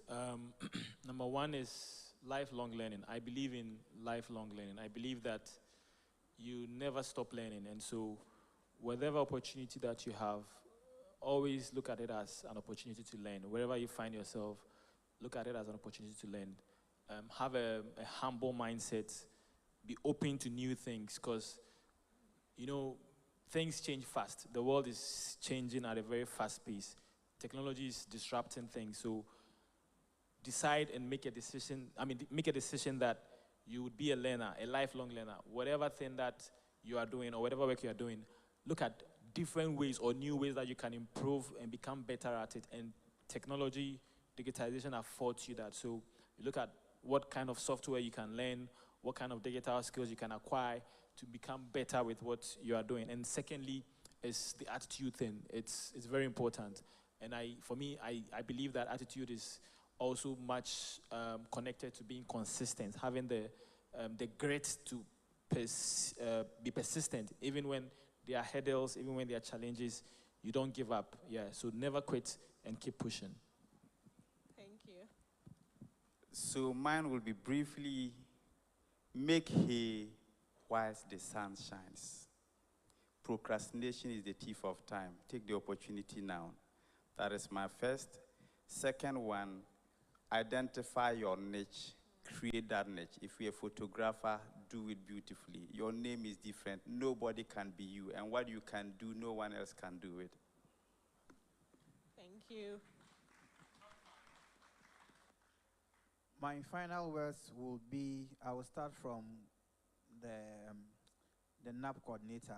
In fact, I have learned a lot about the National Apprenticeship Program. I have heard snipers from the news, but I'm happy to know that indeed it is integrated with other programs like the NEIP.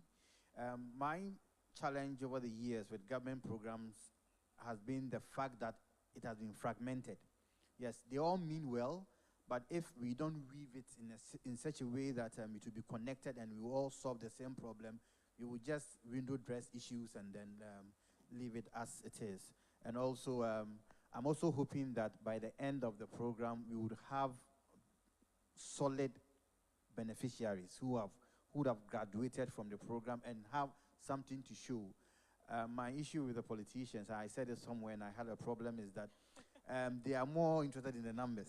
A tall Excel sheet. Yeah. We have supported X number of people, but for me, beyond the numbers, let's have quality. People that, Nicodemus, when you are done, I can say, I helped XYZ to set up, you know.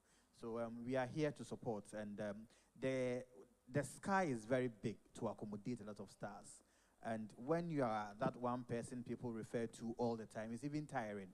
I remember when I started, I had a lot of media attention because people were fascinated that somebody was doing shoes to that level.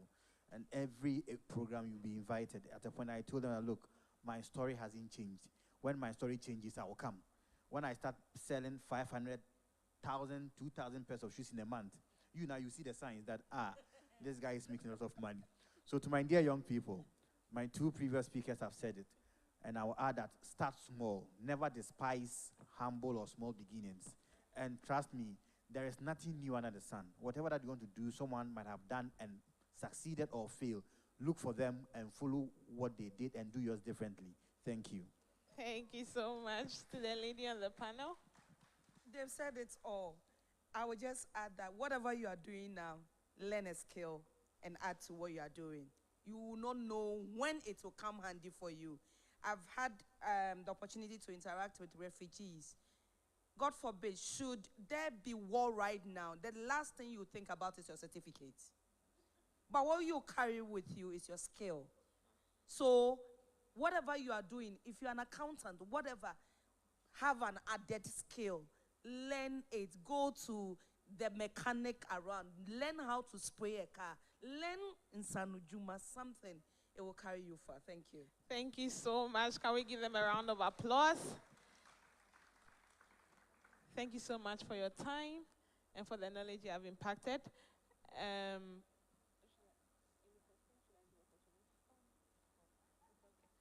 Is there anyone who would like to ask a question? Okay, two, that's okay.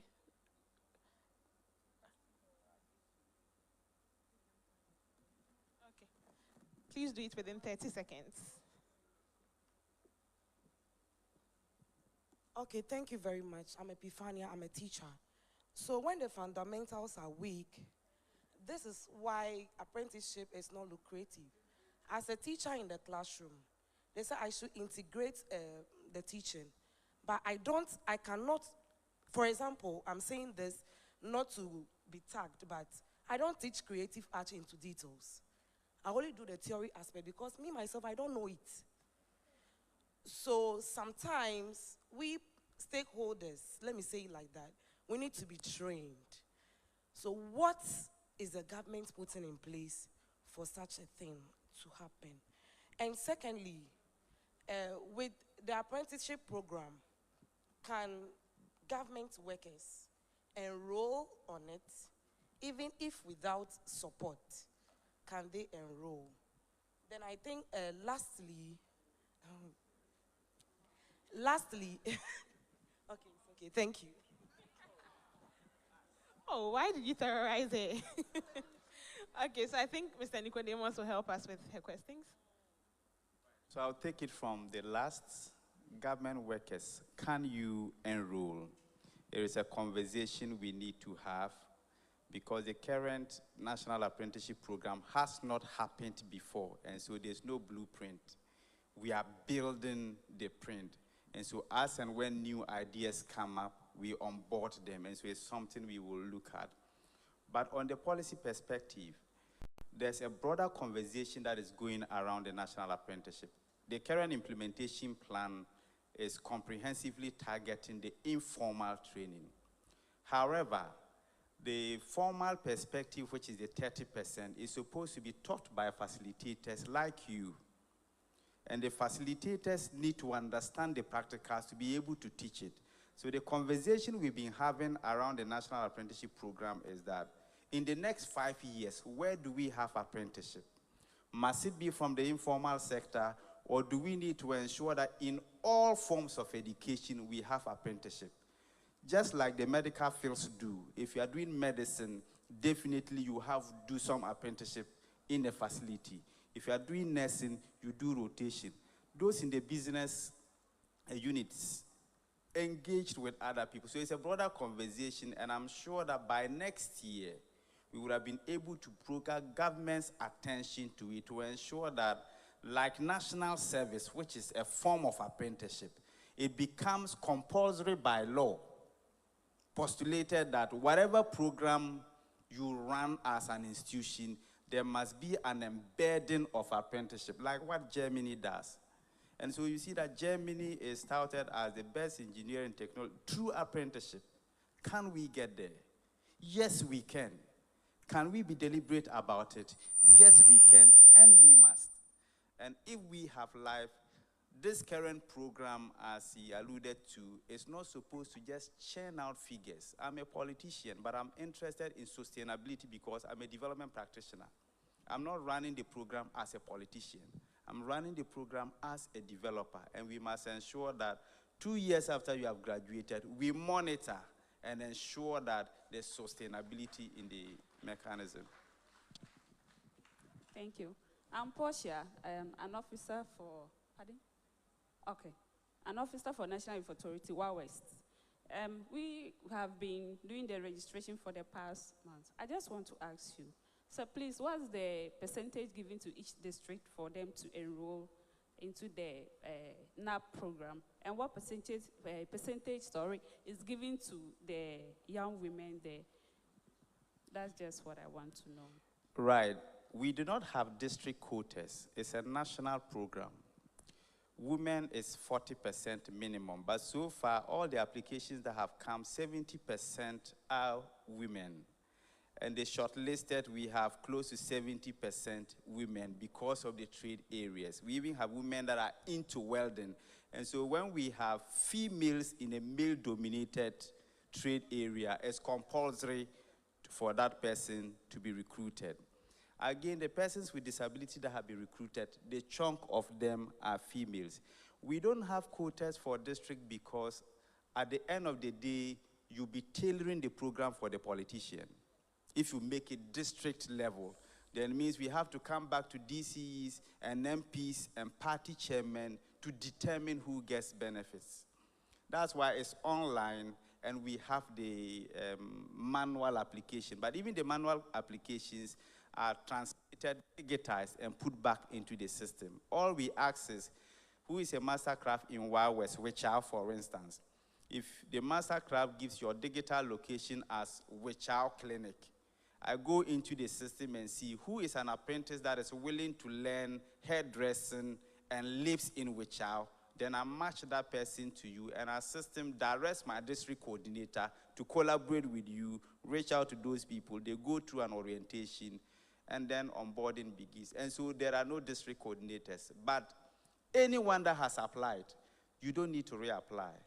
Your application is still valid. And next year, we'll be doing 100,000 plus in 4 years.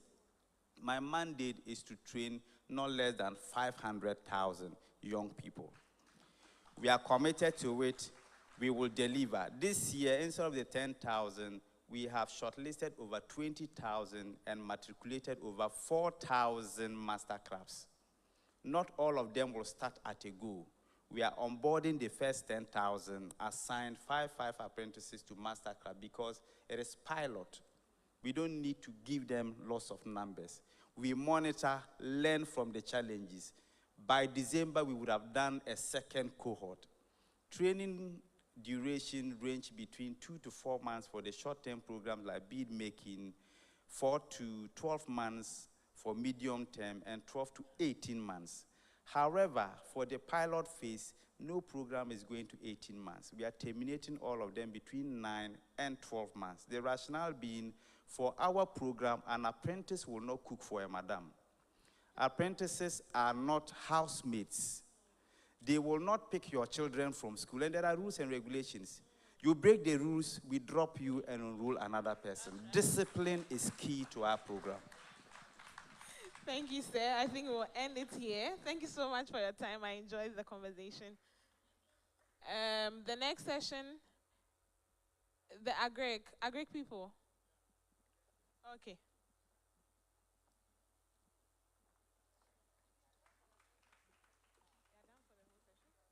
Yeah, so the agri session is coming up. Yes. You are the one going to facilitate that one? I have not seen the facilitator. So. No problem, you can take it over. Sorry. There are 2 sessions for this one. The first session has just ended. The second session, which is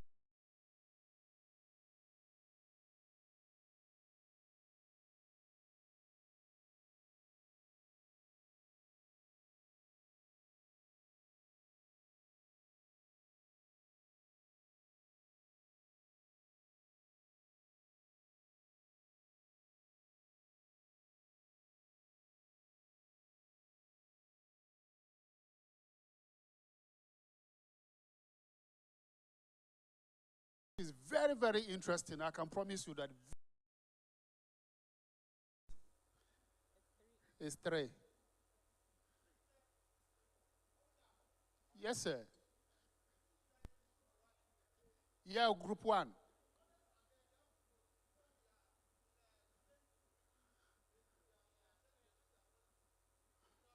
Okay.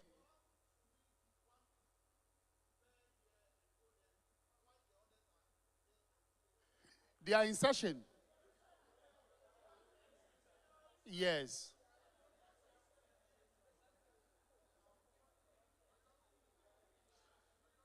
So please, if that is the case, can we come back in the next 40 minutes to take the session? Very, very interesting. If you don't come back, you lose a lot.